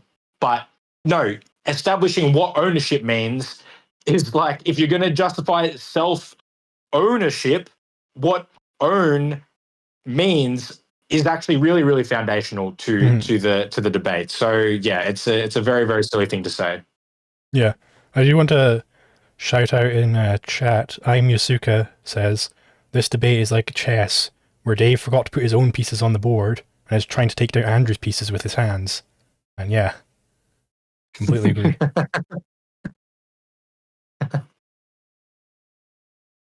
Semantics are important in a debate. Okay, well, all right. Let's not do this tactic of interrupting every 2 seconds. So let me just finish my point here. So we are both presuming that the people who are listening to this are in control of their own thoughts, and we could potentially persuade them toward our cause. And so if we're doing all of this, we kind of are recognizing in some sense that it's more valuable to persuade people than it is to, I don't know, just enforce our will on them. And so in that sense, I would say that, yes, there is some kind of norm that there's a justifiable path where you can persuade people versus. Okay, so this is the closest he's gotten, right, to argumentation ethics proper. He's done it in a weird roundabout way where it's like, okay, well, we have to recognize that it's more valuable to persuade people than to use force against them. Okay, well, he hasn't fully done argumentation ethics there, but he's getting close. He's nibbling at it now. The eagle's kind of done a few little swoops. Hasn't quite picked up the food yet, but he's started swooping. So now he needs to cinch the knot. He needs to really cinch it, and then maybe he can do something.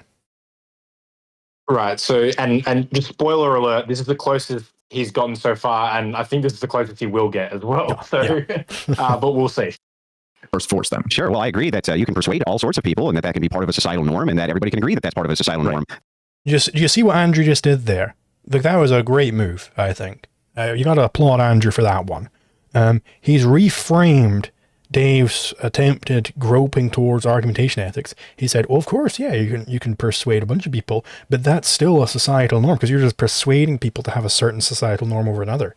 So, but now Dave, if he recognizes that, has to say, no, that's not what I'm saying. I'm not saying that you're just persuading them and then that makes a new societal norm. I'm saying the very act of persuading means you have to assume certain norms. You have to assume the norm of non-aggression, right? You would have to establish that. And then it's like, okay, well, then you could never have this persuasion of a societal norm against aggression. That could never be valid because the very act of persuading assumed the non-aggression principle in the first place. That's what Dave has to do here, because Andrew has very expertly reframed it as, oh, it's still my social construct point. Mm-hmm. Yeah. That does not demonstrate that you own yourself. Thus, the key principle for the non-aggression principle, which is self-ownership, that's where the violation comes in. Do people own themselves? Is that a justified position or isn't it? I'm saying that, yes, I think it is. But again, can you demonstrate it? What would you mean by that? What would it mean to demonstrate that you would? Oh, what the fuck do you think you would mean, Dave? How about I'll jump in here, I guess. Like, what do you mean by justify? Like, what do you mean? What do I mean? Provide an argument. Like, what do you mean? I need to. He's in a debate and he's asking what Andrew means by justify your proposition. What? Yeah. Provide an argument, Dave. I don't know. Say something. Give a set of premises and a conclusion that leads to self-ownership. I don't know, man. Like, fuck. I watched this earlier today because I wanted to refresh myself, and like listening to it and actually like talking about it out loud is making me like just want to crash out because this is just so bad. I was like laughing when I watched it previously, and now I'm just getting annoyed about it. It's so bad. What do you mean about justify? Like, fucking Christ, Dave, you're in a debate. You have to prove that you own yourself. That I can control myself? Or what, again, just be clear about what you're asking. Here, let me... God, Dave. So, you know, I would maybe expect Andrew, who's not the libertarian, to make some sort of conflation between ownership and control, right? Ownership and possession. But Dave, the libertarian, is the first one to come in with conflating ownership and possession. Prove that you own yourself. What, that I control myself? It's like, no, Dave, prove that you own yourself. You've already had this standard where it's like, no, it's a form of justified possession, which is correct. But then if he's asking, prove that you own yourself, that means justify your possession of yourself. Like, come on, Dave, this is basic stuff. Yeah, no, totally agree. Let me give you an example. I'll give you an example to the contrary. I have seen throughout all of human history that human beings seem to be able to own other human beings without much problem. That doesn't seem to be a problem. As long as the social construction of ownership of the time states that you can own another person, you seem to be able to just fine. Right. So this axiom of self-ownership is not obvious to me.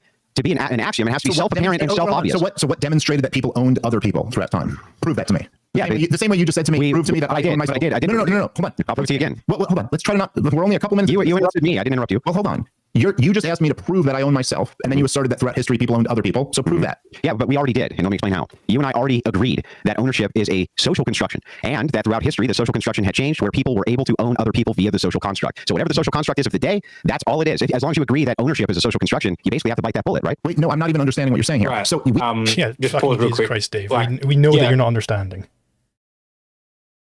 Right. Yeah, and like, just Andrew is like 100%. Like following the logic of the debate, and I don't know if he's got notes up or whatever, but he's like really good at cross-referencing back to like prior points that have been made. He's like, yes, if we're agreed that ownership means is like a social fact and it's just whatever the social construct happens to be of the time, then yes, the fact that we had slavery and the fact that there were contracts set up where people owned and bought and sold other people, that proves that people owned other people. And Dave is then projecting onto that the view that he hasn't properly established, that that ownership is an objective fact, and then trying to be like, well, hang on, but what was the justification for that? And Andrew is like, well, we already established that ownership is a social fact. So the justification for my statement is that it happened. Like the fact that it happened is enough for me to justify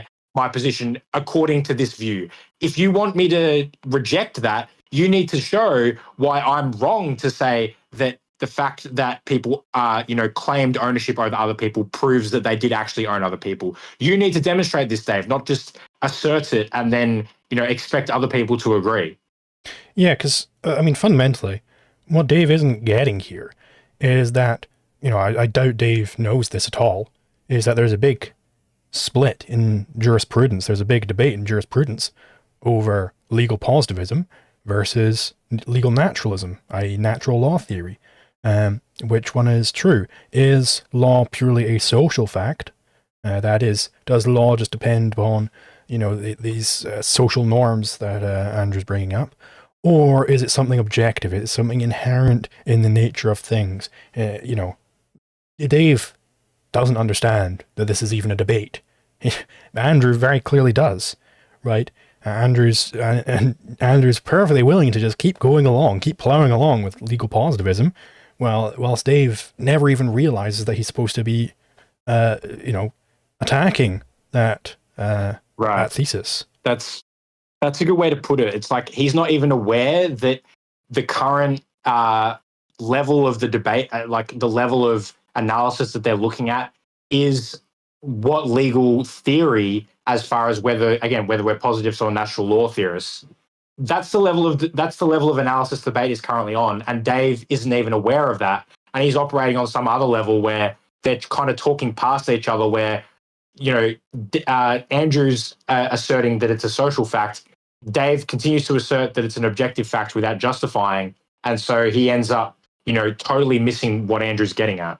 And I think it's even more than that. I don't even think Dave is explicitly asserting that's an objective fact. He's kind of relying on the fact that it's an objective fact.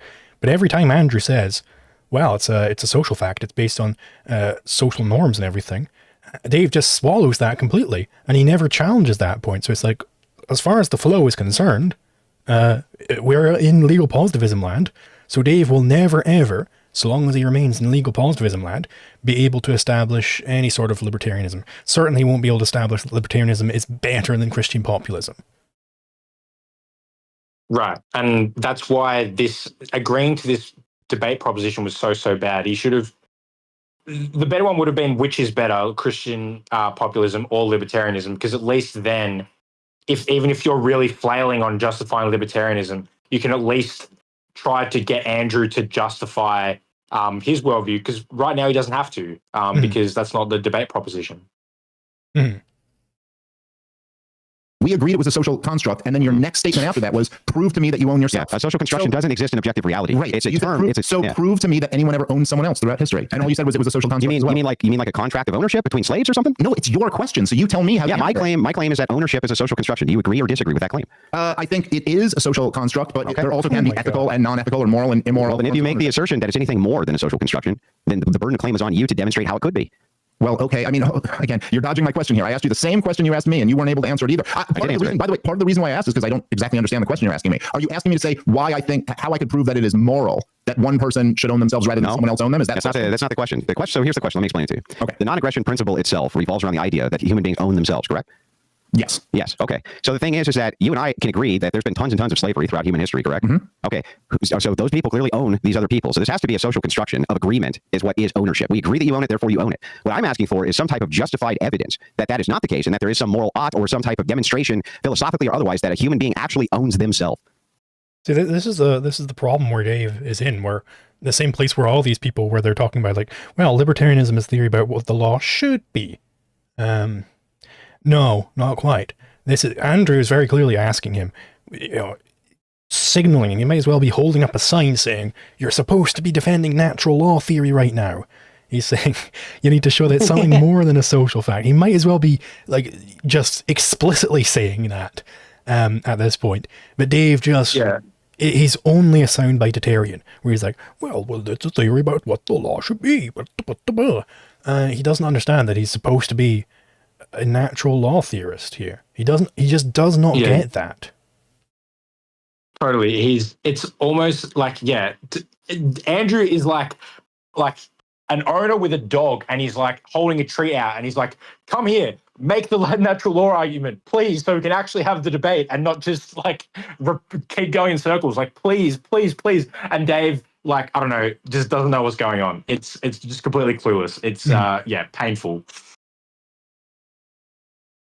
Okay, so just to be clear here, if I were to say, if you're saying ownership meaning just strictly control over who has something, then yes, there have been lots of times where people can come just take all your stuff and then claim they own it. And if you're saying the law recognizes it or the society recognizes it, then essentially they own it. So they can do that with people too, right? Right. And in a sense, I agree with you. And so then you don't own yourself. Okay. Let me just finish what I'm saying. Okay, go ahead. All right. I mean, dude, we got a long show here, so let's just let each other talk. So in a sense, I agree with you. Yes, you can take possession of something. I don't think anybody is arguing that, and I don't think it's a very impressive point to make, that yes, people can take possession of something, and that could be codified by law or society. What we're talking about is something slightly different. Because I agree with Dave that, yes, it's not an impressive point to make that, yes, you can take possession of something and that doesn't imply ownership. The problem is he's accepted the paradigm where that does prove ownership. Like, that's the problem here, is he's going like, he's again, as you said, he's relying on natural law theory being correct without demonstrating that he even holds to natural law theory or providing any justification. So he is right on like on an actual like libertarian level. He is right when Andrew says that just because you take possession of something, that doesn't mean you own it. The problem is that on the level that they're operating on right now, it actually does, because we're accepting, allegedly, that ownership is a social construct. So in order to say that Andrew's point is unimpressive, you first need to demonstrate why the simple fact of taking possession of something doesn't imply ownership. You need to actually do that before you make this criticism that Dave's trying to make, which is, ironically, an accurate criticism of Andrew's position. Yeah, it would be like if in that article, Thoughts on the Homesteader and Latecomer Ethics by Kinsella, where it would be like if Kinsella said, well, of course, ownership is the same as possession, and then tried to argue the rest of the thesis, which is rooted in the core point he's making, which is that ownership and possession are distinct. Dave is trying to make the later conclusions from that article. He's trying to make those arguments, but without the foundation they require. Just is embarrassing. Yeah. And thank you, Captain Pipsqueak, for another $5 Australian. Self-ownership would still exist without humans, the same way that 1 + 1 = 2 is true, even if there's no one there to express it. Done. Now, I would say all the arguments would still be valid, of course. I would say that the context under which law itself makes any sense to talk about is when you've got at least 2 humans around, because then they can get into conflicts. So, I mean, maybe in a certain sense it would still be true, all of the arguments would still follow, but it would be, if there were no humans left, then you're at heat death or whatever, it just doesn't really apply anymore. Like, there's nothing to, it doesn't say much. But yes, there have to be people. You have to have a circumstance where people could, in theory, come into conflict. Like, rational actors could come into conflict over something in order for law to matter. I suppose is a way of putting it. Yeah. Which is justified ownership over something. So then the claim is like whether it's morally right that you own this or not. Fair enough. And I'm sure there's just looking at the demonstration of what is morally right. Sure. Well, okay. If you're looking for the demonstration of what is morally right, I'm sure there's lots of areas where you would believe something is morally right and something else is wrong. And the demonstration of it would be what? That this is what you believe. This is what seems to be right and wrong. This is what has been accepted.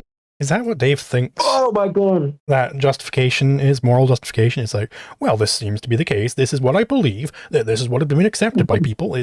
Dave, is that what you think that ethics is? Is that how you think people are doing ethics? Like, no, Andrew would not say that. It's just, well, this seems to be the case. Like, he's a fucking like ortho bro. He's going to be going into like the transcendental argument and being like, well, based on your worldview, you need to, you require a belief in God and this thing and that thing and yada, yada, yada.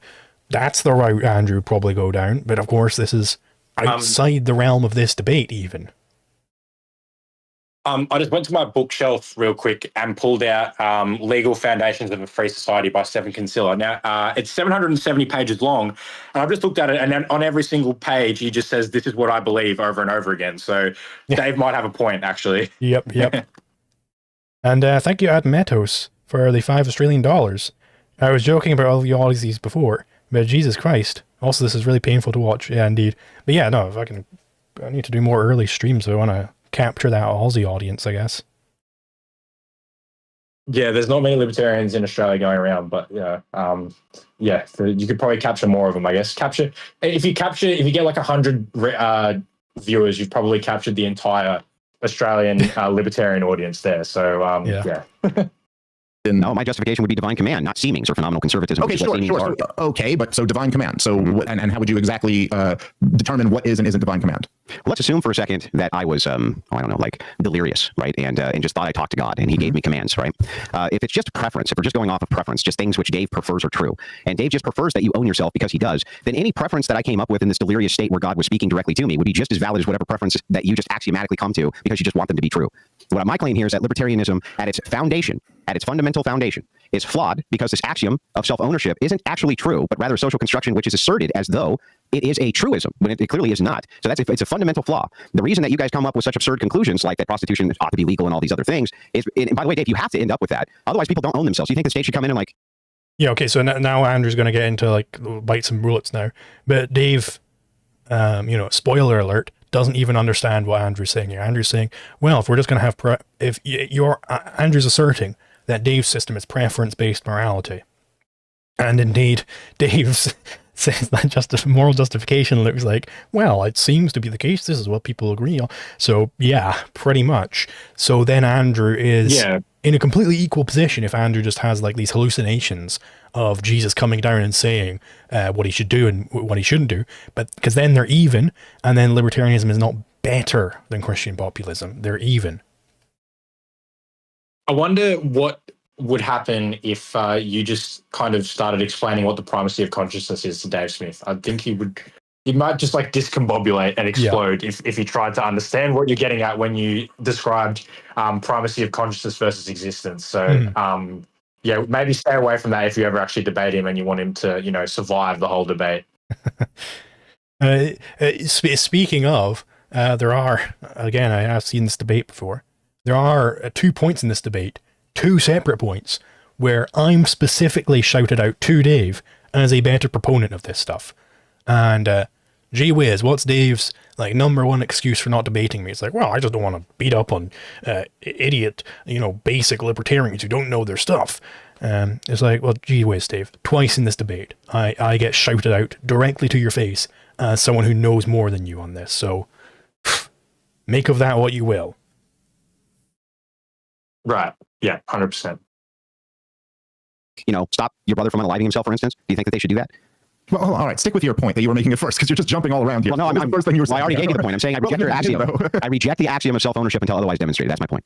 Okay. So what would you, so you're saying that if I'm sorry, I'm just trying to understand the first part that you're saying here because I'm not getting it at all. So you're saying if somebody hallucinated that something was right and wrong, and we can fucking tell, Dave. It's like we know you don't get it. It would be so easy. Right now, Andrew just gave Dave a perfect opportunity to avoid talking about the philosophy stuff. Dave doesn't have to attack this point of subjective-based morality anymore, which is clearly a losing point for him. He could pivot into just biting the bullet, just say, yep, I think that the state should not be stopping my brother from unaliving himself. He could bite that bullet and then suddenly they can have a complete tangential conversation and maybe people forget about that whole point about him having no basis for his philosophy aside from subjective preference. But instead, Dave doubles down and sinks his claws into the point that he's already losing because, of course, Dave does not want to bite any bullets. He is afraid of that very clearly. Right, like he had the perfect chance there to turn himself into a liberty utilitarian, right? Like he could have just said, I think that it's bad to ban prostitution because that will result in, I don't know, prostitutes ended up, going into black markets where, it's dangerous or whatever, and we should legalize drugs because we don't want, if drugs are illegal, then, drug dealers are incentivized to, cut them with dangerous substances. Like, he could have gone the whole liberty utilitarian route where it's like, prohibition doesn't work, like it has bad outcomes. That's what he could have done. But, no, he wants to try and masquerade as like an actual libertarian while not understanding the philosophy whatsoever. Mm-hmm. It was horrifically not right and wrong. That somehow that disproves the idea that anything is right or wrong. If it's only axiomatic and based on preference, it would be just so as how do you valid. determine if anything is morally right or wrong? If it's from a preference base, you couldn't. Okay, so how do you determine that anything is morally right or wrong? I do it from divine command. You do it from preference. I'm no, meeting you where do it you're from at. divine command. What does that mean? Explain that. So this means that I follow Christian ethics. I use transcendental categories inside philosophy to create justifications for the values which come from God's laws. That's what I do. That's a lot of words to not say anything. How do you determine? Dave, of course you would think that says nothing, but it actually says a whole lot. But you don't understand the argument. You're just on a different level. Normally that's a positive thing. In this case, it ain't. All right, Dave. It's like, yeah. Why is Dave operating on this premise that Andrew Wilson just has no way of justifying anything? That Andrew Wilson is just as lost as Dave is. Like, obviously, Andrew is going to have his justification based on transcendental categories. And Dave, I know these are big words, but he is actually saying a lot. He's saying that, well, based on your worldview, you have to have these certain assumptions, or else none of it makes sense. You have to have the Christian worldview. You have to have presumably whatever specific flavor of Christian Andrew is. I don't know, Orthodox. I don't know which flavor he is. He's Orthodox. Yeah. Yeah. So you're going to have to accept Orthodox Christianity, or else none of these things you rely on make sense. That's the type of argument he's going to go for here.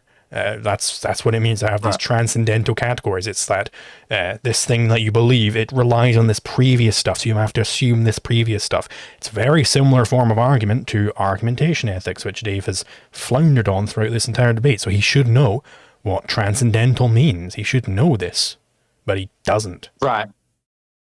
And he's also doing something else, and it's just a bad debate tactic. Again, reminder of what the proposition is. Libertarian ethics is better than Christian populism. So if you're floundering on libertarian ethics, what you don't want to do is give your debate opponent a chance to justify his worldview, because you're just making the hole even deeper. So not only is previously Andrew was just, establishing that he was on equal footing, right? Because it's all just subjective all the way down. He was assuming that for the sake of argument. He's just assuming that it's all just preference-based morality. There's no actual objective fact of the matter. And then, so at least Dave is like, well, he loses, but he hasn't been like totally defeated, right? Because they're only on equal footing, right? So yeah, he loses on a technicality because of the proposition, but he hasn't totally been defeated. But now that he's pushed Andrew to give his justification, now there's a justification out there that Dave is, and we'll see this, is actually going to accept, right? Now Andrew has scored a total win on this debate. He hasn't just won on a technicality where it's a 0-0 draw and therefore Andrew advances. It's like, no, Andrew wins 5-0 because he gets the justification across and Dave accepts it, and the debate is completely lost at that point. Like, there's no coming back. Yeah. I will just turn on the captions for people in the audience in case, because I've bumped it up now to 2x speed so we can get through this a little bit faster. Transcendental, do you know what transcendental categories are? I don't understand the words. It sounds like you don't understand. Okay, explain it to me like I'm really stupid. I don't understand any of the words. So explain it to me. How do you determine if something is right and wrong? Okay, so what I would do to make these determinations is we start with objective versus subjective. Is it a subjective value or is it an objective value? If we start with it just being a subjective value, then who cares? We never need to go any further than that. We just never need to go any further for justification. So what I've determined is that your values here in libertarianism are subjective value based. Therefore, there's never reason for me to justify anything objectively to you, because any subjective preference I have is just as valid. You're not answering my question. Literally, that's the most precise answer. He is answering your question, Dave. He's saying, hey, if it's just on a subjective preference base, then you can't justify it. There's no meaning of justification. It's just, I want this, I want that, right? There's nowhere you can go further from that. But then on top of that, Andrew's saying, well, I actually have these transcendental categories. And he says, you know what transcendental categories means? You know, he's being a little mean to Dave. You know, he is. But ultimately, that is Andrew's right, as they are in a debate right now. Andrew's allowed to be as blood sportsy as he feels like, and Dave should be prepared for however blood sportsy Andrew wants to get, and he just clearly isn't. Yeah, exhibit E of or whatever number we're up to of Dave not being prepared for the debate or the debate opponent. Answer you could ever get. If you're How do you determine I just told you divine command. And then I asked you what that means, and you said just nothing. explained. No, you didn't. Yeah, You just said that you think my basis is Okay, fine, Dave. I'll make it super yours? simple because God tells me so. Is that better for you? Sure. No, Okay. that's the answer. That's the answer. Okay. God tells me so. tells you, Yeah. and through what means does God tell you this? He directly communicates right into my brain. He's like, that shit's wrong. Okay. Yeah. All right. So just to be clear, the point of that is that, Andrew, it sounds very Yeah, you see, Andrew's doing the sort of thing which I sometimes do, which is a nice little rhetorical flourish. Somebody might ask, well, how are you going to prevent, XYZ bad thing from happening? How are you going to prevent every murder? It's like, well, see, what I would do is I would go to the Archmage of Ancapistan, and he would put out a spell across the land which prevents anybody from ever murdering someone. It's just like basically saying, well, fuck you, dude. I don't need to go down this route. You also can't prevent every murder. It's basically saying, it's like an advanced form of I'm rubber, you're glue. Your words bounce off me and stick to you, right?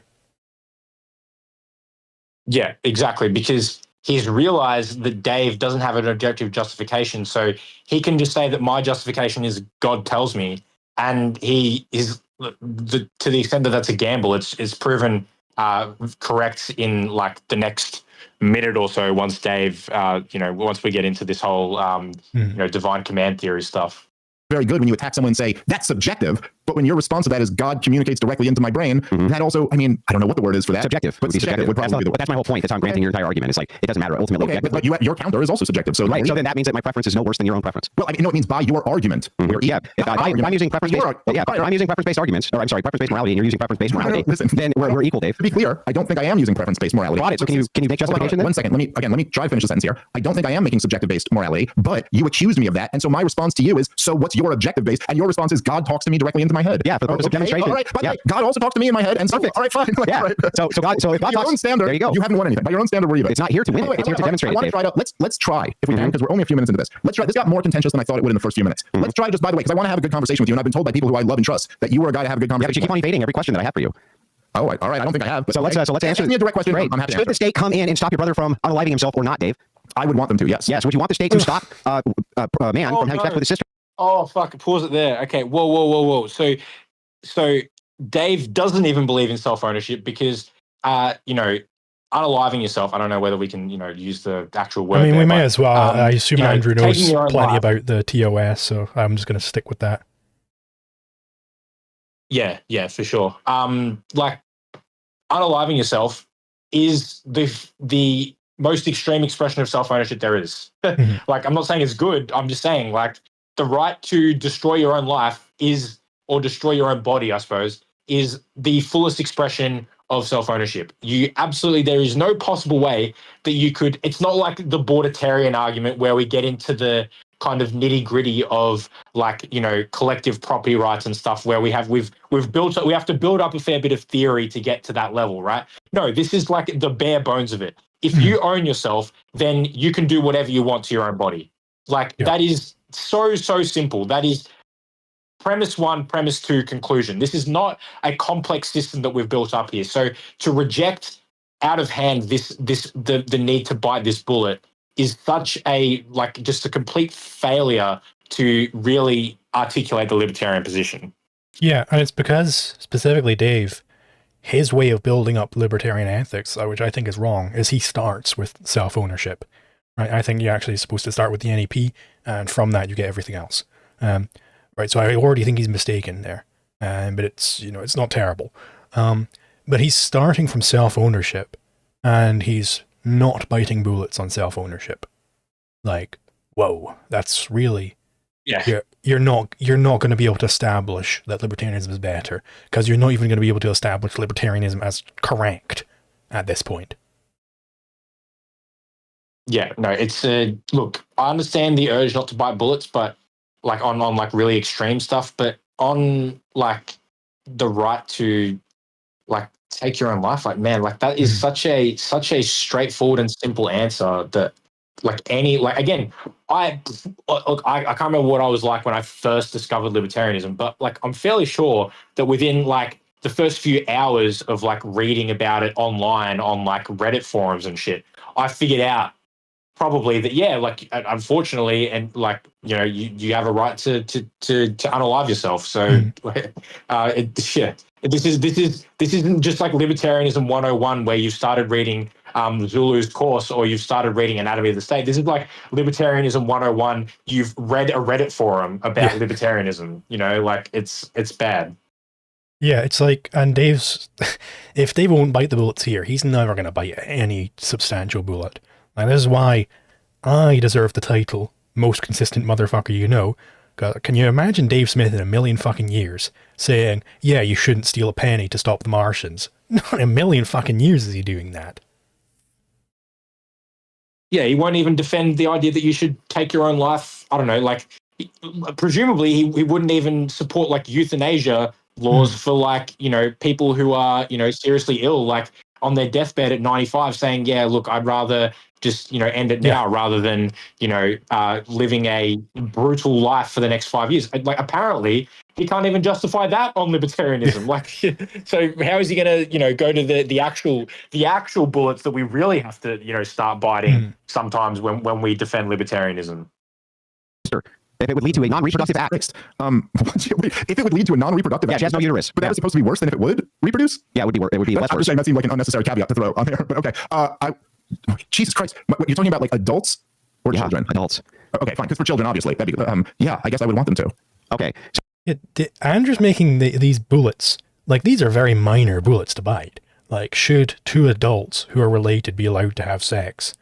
And he's even excluding, like, and Dave doesn't even realize why he's excluding that it's non-reproductive, like that her uterus doesn't work or whatever, or they're homosexuals.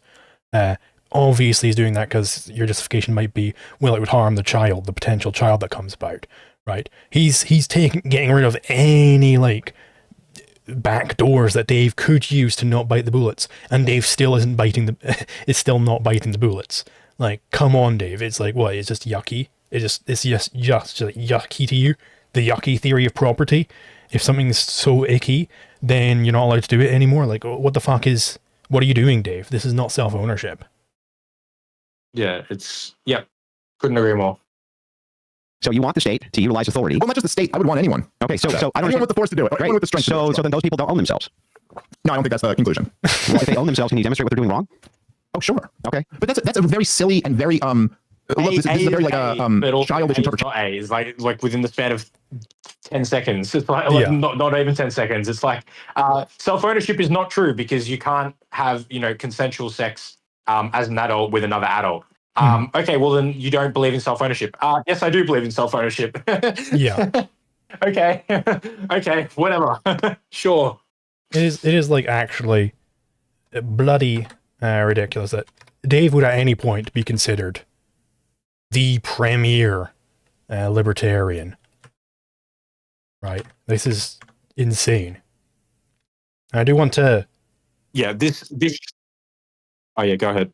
I do want to wrap up soon, so I'm just going through my actual written up notes here, seeing if there's any more really key points to zone in on here.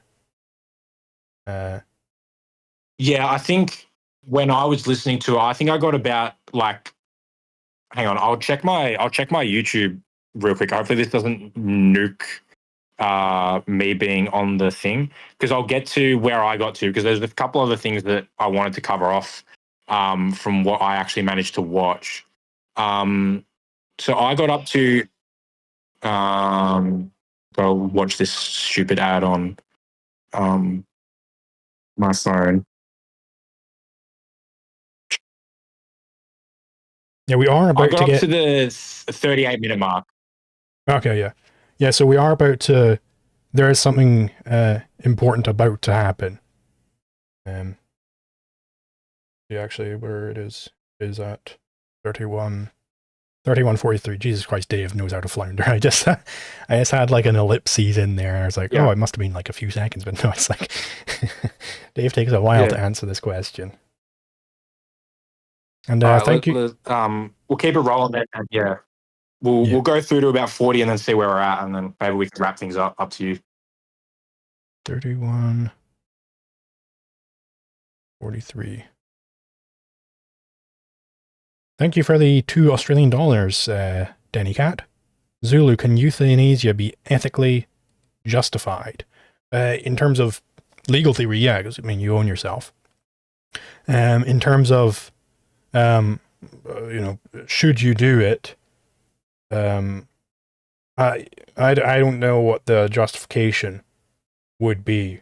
I would have to see what the justification would be, why it would be moral to take your life.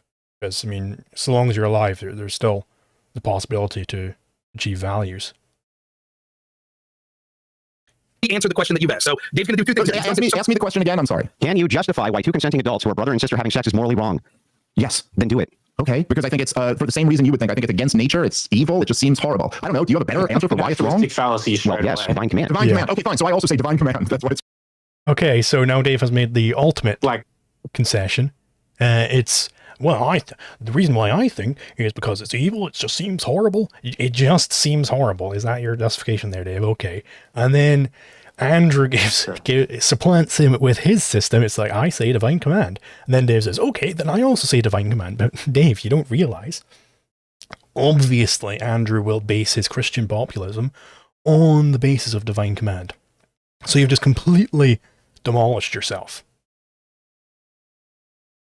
Right. I think he's done that because I just think he's sick of being put in these binds where he doesn't see any way out. So he just wants to concede, so that it's like, when cops will talk about how they put someone in like a holding cell for like 16 hours where it's like really hot just to like sweat a confession out of them. That's basically what Andrew's done. He's put him, I mean, this is why it's called the Crucible, right? He's put Dave, like, I feel like I'm glazing Andrew here a bit, but anyway, he's put him in the Crucible, right? And he's basically just sweated a confession out of Dave where he keeps getting caught in these logical binds. So eventually he just concedes ground because he just is so sick of Andrew pointing out all the logical inconsistencies in his arguments whenever he tries to get a point in his favor.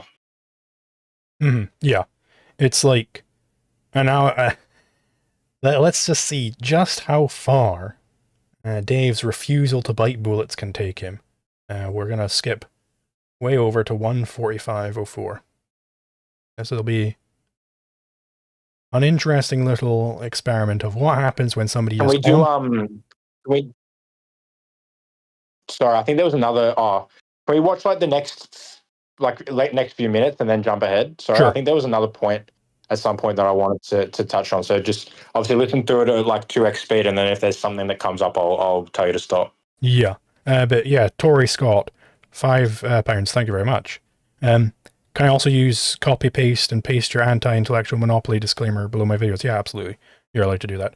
I think already Anonymous Mike does that in his videos. Yeah, that obviously. It's wrong. Well, but then the axiom of self-ownership would be wrong. No, it wouldn't. No, and if you had listened to me when I was responding the first time, you would understand. Well, here, let me now make my argument back. Yeah, If they don't own themselves, right, or if they do own themselves rather, and they're two consenting adults, just like two homosexuals consenting adults, why is it actually wrong for them to do that? You say because it seems like it's against nature, which is the natural fallacy. Couldn't I just apply that to homosexuals as well and say, well, it seems like it's against nature? Yeah, sure. Maybe you could. And do you think so? Your moral oughts are based around just things that gross you out? No, divine intervention, bro. Divine command? Yeah, there you go. So if it's divine command, then you're going to abandon libertarianism and you're going to come over to Christian ethics, right? No. Thank you for the $2 Australian, Dannycat. Stop. So Andrew like walks him down like the primrose path towards Christian ethics, and then like they get all the way to like the finish line, and then Andrew's like, okay, now step across the finish line, and then Dave says no. Or it's like that Patrick Star and like the robot meme, the one that I'm talking about, where it's like so this right, yep. This right, yep, and then so reject libertarianism, right? He's like, no, that's like literally what he's done. He's like accepted every single premise, and then they all logically follow, and then he's like, no, I reject it because, I think being a libertarian is too important to his identity, so he can't he just refuses to abandon it. So that's essentially all he's doing. Yeah, it's like I've made my own version of that meme with Dave Smith. Yeah, this is Dave Smith. Yeah. He said, put our entire military in the border. Yeah. So he wants the military in the border. Yeah. So he wants to militarize it. Yes. That's a straw man. Yeah, that is, and this is just getting on a general thing with Dave, is the vagueness of like the positions that he takes is what allows him to like shapeshift so often, where like I've seen him he will just claim everything is a straw man every time someone like reformulates his position and says it back to them. Mhm. And he senses that this person is going to use it to make him bite a bullet or make some kind of conclusion that he's not comfortable with. He said, like, no, that's a straw man. That's a straw man. That's a straw man. Mhm. It's like, well, no, it isn't. If you've said put the entire military on the border, you want the US government to use force to keep like innocent people out of the country and shoot them if they try and cross the border. Okay, that's what Yeah. you want. Okay, just like defend that, please, Mhm. if you're going to make that argument. Yeah, was that the point you're wanting to make, or is there another? I just keep it rolling for like another like minute or so, or a couple minutes. If there's nothing more, then we can jump ahead. I got up to 38:20. So if we don't get to anything by then yeah, feel free to skip ahead. You made your justification based on divine command. So, okay, listen, it's clear that Great point, dude. You're right. You have divine command, and you're asking me why it's wrong for a brother to fuck a sister. Listen, dude, I know, like, I don't know anything about you. I don't know why Jacob thought this was going to be a good idea. I know you, like, dominate 20-year-old, like, OnlyFans sluts in debates. I also dominate 45-year-old comedians in debates. What's your point? 41, motherfucker. And, listen, no, you're really not, though. You're asking questions about why it's wrong for a brother to fuck a sister? Oh, okay. Dave saying that Andrew Wilson dominates 20-year-old OnlyFans sluts was not what I expected to come out of this debate. Yeah. But yeah, no, just, you know, he's descended towards the ad homs. Like, it's like, well, you debate, you know, dumb girls on the whatever podcast, so you don't have good arguments. It's like, well, it's actually not really a good look for you, Dave, if the guy that only debates dumb whores on the internet is destroying you in an argument. That's actually a really bad look for you right now. So I wouldn't be making that point if I were you. Yeah.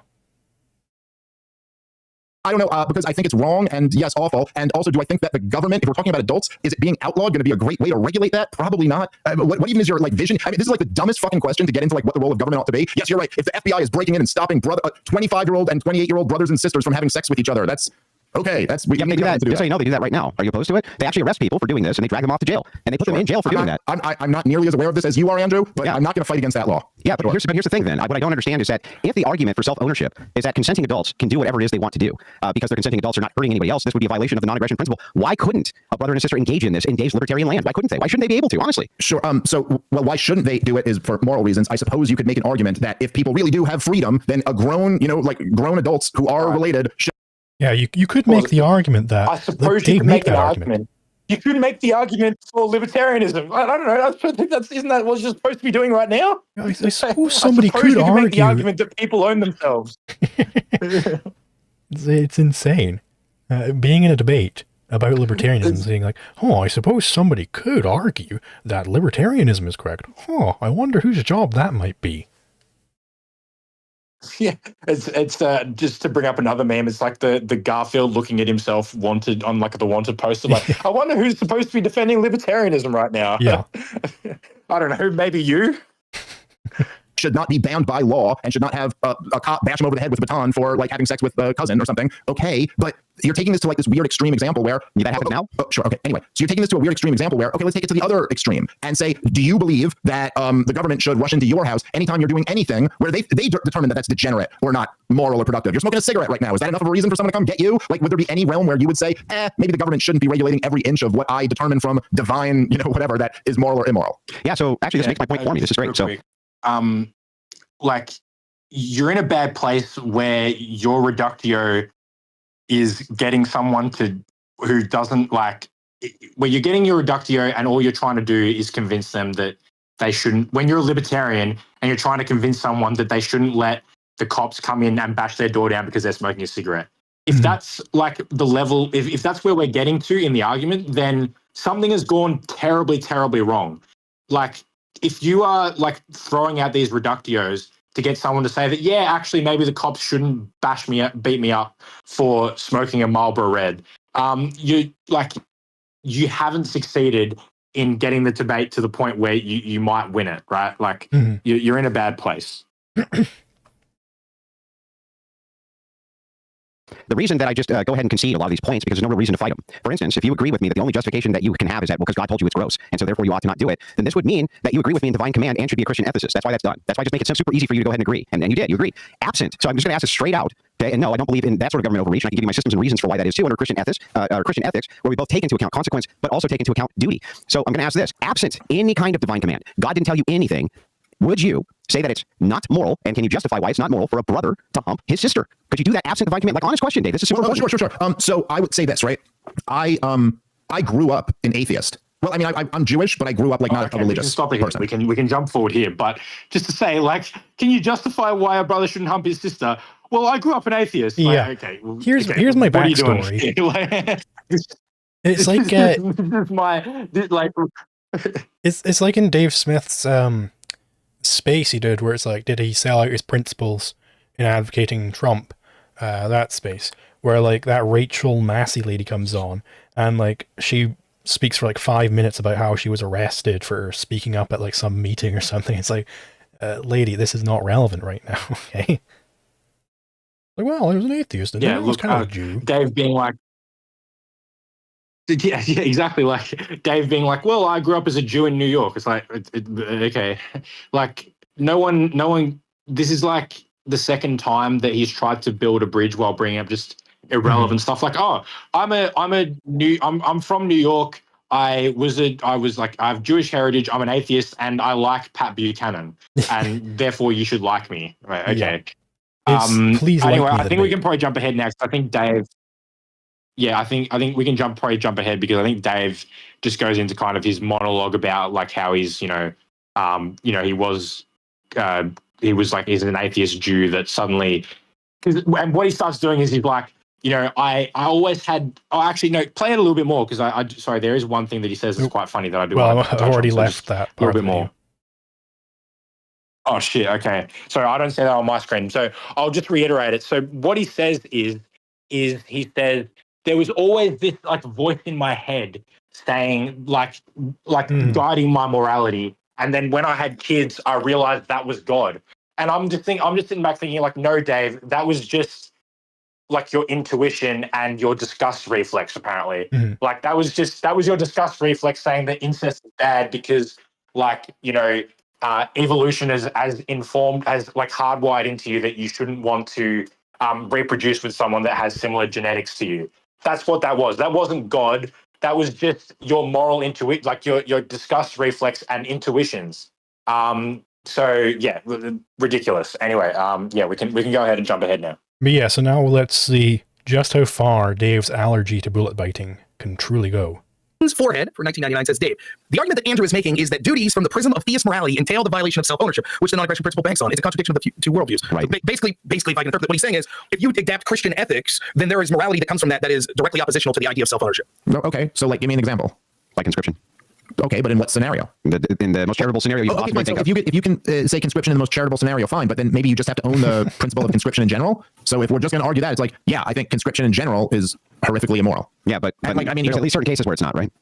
I mean, maybe, yes, maybe. Yeah, but that's what he's getting at. Fine. But if we're going to move out of just the realm of pure theory into the realm of the real world, then conscription has been pretty evil. So, two things happened there. Dave, first, refused to bite the bullet that conscription is always bad. And second, he said, well, in theory, conscription might sometimes be fine. So he's like, he's acting like the theoretic position is that conscription is fine, but in the real world, it's bad most of the time. It's like, Jesus Christ, Dave, this is like as weak as you can possibly be. It's not even a bullet bite to say conscription is bad. Like, I think the majority of people in America, I would presume, well, actually, maybe not, because they do have the draft over there. Hey, I'm not American, obviously. But at the very least, a significant portion of people would agree with Dave if he said, yeah, as a rule of morality, conscription is always bad. I don't think that's really much of a bullet to bite, really at all, for a large portion of the population. Yeah, I do have, just to end this off, two special little shout-outs I received in this debate. Let's see Dave's little reaction to that.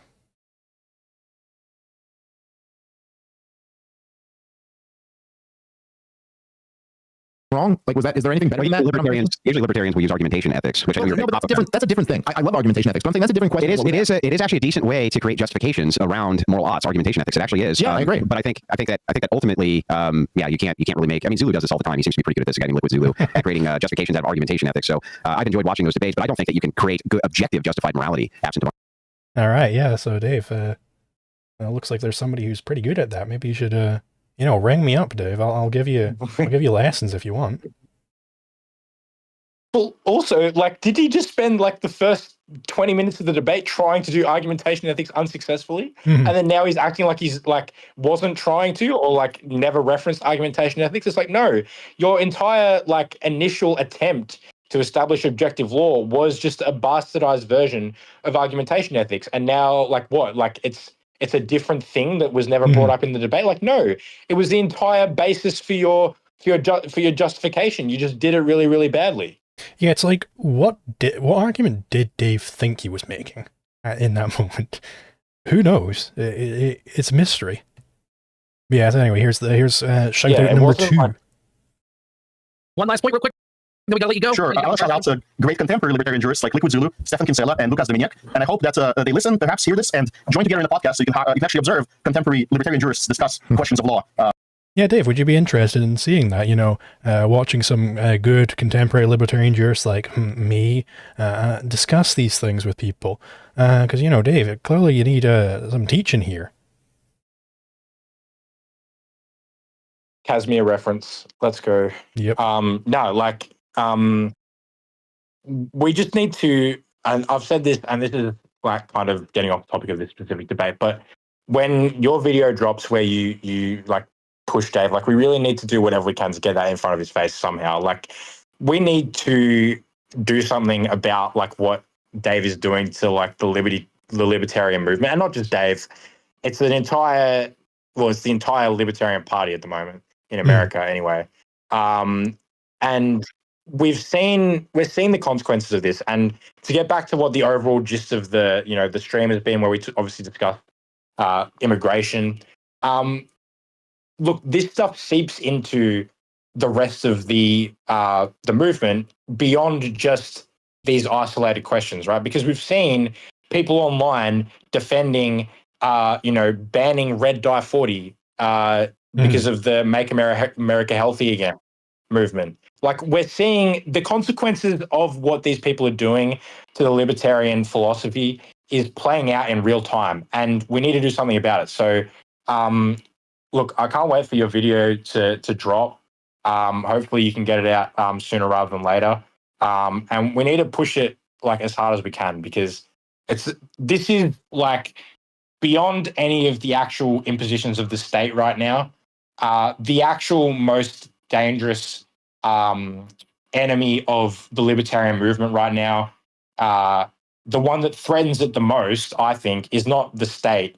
It's actually the libertarians that do the stuff that Dave has done, where they bastardize the philosophy, they don't really understand it, and then they criticize and dismiss people that actually have spent the time and effort to really understand it, like especially yourself. So we need to fight back against that, I think, is what I'm getting at. Yeah, and I unfortunately was unable to truly see just how bad this would get. Like, I remember back in the infancy of neo-pragmatism, I made that video where these people are destroying libertarianism, and it's like, I thought it would be like just a little flash in the pan and they'd die off. Oh boy, how wrong I was. Not only did the Mises Caucus leadership not recognize that there was this pragmatist incursion, they're now all openly endorsing pragmatism. Like, this is as bad as it could have turned out. And now, like, it used to be all of the foundational Mises Caucus speeches and everything, they were all saying, this pragmatism has gone too far. We need radicals. We need radicals for capitalism. We need real theory heads in charge of the Libertarian Party now. And now they're like, oh, those theory heads, they've ran the party forever. We've had enough of this theory, guys. Time to start getting our knuckles down and caring about reality. It's like, what fucking reality do I live in? The theory heads have never fucking controlled the party, at least not for the past few decades. Been under the control of the pragmatists. It's like they're trying to gaslight people into thinking that it was radicals who were in control of the party when Gary Johnson was around. It's like, no, it was fucking Nick Sarwark. And I think if people just go back and watch that debate that Dave Smith had with Nick Sarwark, it will just highlight to them just how fully the Mises Caucus has fallen. Because it's really just, it's got everything that Dave Smith says nowadays is utterly repudiated by his opening statement in that debate. Utterly repudiated. Well, yeah, I was going to reference that. I didn't know if you wanted me to because, like, obviously, I know you're going to bring that up in your video. But now that you've brought it up, like, yeah, that video, I watched it. I haven't watched it in quite a while, but I watched it, like, you know, since all this stuff had kicked off. And I was like, man, like, the amount of times he was like, just like the amount of gut punches I felt was like, man, like Dave used to be so good about this stuff. Like he used to really, really seem to understand what was going on. And I just think it was all, at this point, it's hard to escape the conclusion that it was all just like I don't know, a charade, like where it was easy to be the principled guy when you weren't the guy in charge that could benefit from, you know, selling out principles and getting something in return, right? That was easy. Now it's actually difficult to stand on principles because you have a bigger audience. You have people who, you know, go to you for analysis that's going to align with their prescriptions. And look, let's just reflect on what Dave Smith specifically's track record has been since he got into, like, I suppose since the Mises Caucus got into control of the Libertarian Party. Okay, like he strongly flirted, borderline accepted the Libertarian Party like presidential nomination. Like it was basically going to be handed on to him on a silver platter, and he strongly implied that he was going to take it. And then rug pulled everyone at the last minute.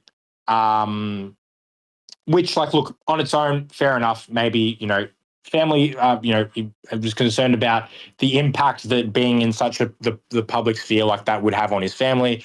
Okay, whatever. But then, you know, from there, it's just been a catastrophe. Like his justification for, or the person that he backed instead was an absolute disaster. And in Michael Rectenwald, and not only did he defend Michael Rectenwald, but Rectenwald lost to not only Chase Oliver, who Dave has like condemned time and time again. He lost to Chase Oliver and none of the above, right? So, and then beyond that, he's then gone on to defend mass deportations, not just immigration restrictions. Let's not forget that he hasn't just taken like the Mentis Wavian, Hoppian, like, well, let's support some immigration restrictions. Like, no, he was saying we need to militarize the border and we need mass deportations. And if you disagree, you're a communist. Okay. He has said some of the most horrendous things that a libertarian has ever said over the past few years. And by the way, you know, he backed Donald Trump, who has, you know, escalated us potentially towards a catastrophic war in the Middle East. And he's been forced to then repudiate Trump while claiming to be the, you know, the foremost advocate for libertarianism. So, no, the reign of the Mises Caucus has been just as disastrous, if not more disastrous, than the Nick Sarwark reign, because at least Nick Sarwark didn't pretend to be like an ANCAP who was a consistent libertarian. He was always a liberty utilitarian who never really advocated for anarcho-capitalism. So these people have harmed us way more than Nick Sarwark ever did. Yeah, absolutely. Well said. And I just want to, we've got one last super chat from Admetos. Thank you again for another $5 Australian. Him resulting to insults while being beaten this badly is just pathetic beyond measure, and not being able to defend the NAP at all like that. Yeah, absolutely. I completely agree. And again, thank you everybody who has donated in this stream. It's been, you know, experimental, trying to move into more streaming, trying to move into this multi-streaming, and I've been getting a lot of support from people. So thank you very much everybody who's even just coming over and watching, but of course doubly so for anybody who's donating not just their time but their money. It's very much appreciated, and I do very much notice a difference here. And again, thank you to Monarcho Hoppian for coming on and doing this reaction. Yeah, it was great. Thanks. No, thanks very much for having me, man. Like, obviously, I came to you with this idea, so I'm always appreciative that you let me, jump on your larger platform that I haven't really done much to build up. This has been your work to build up a platform like this, so I'm just glad that I get to come on and share my ideas. So, no, it's been fun. We'll catch you all next time. Yep. See ya. How do I off? Disable channel. I have no clue if I've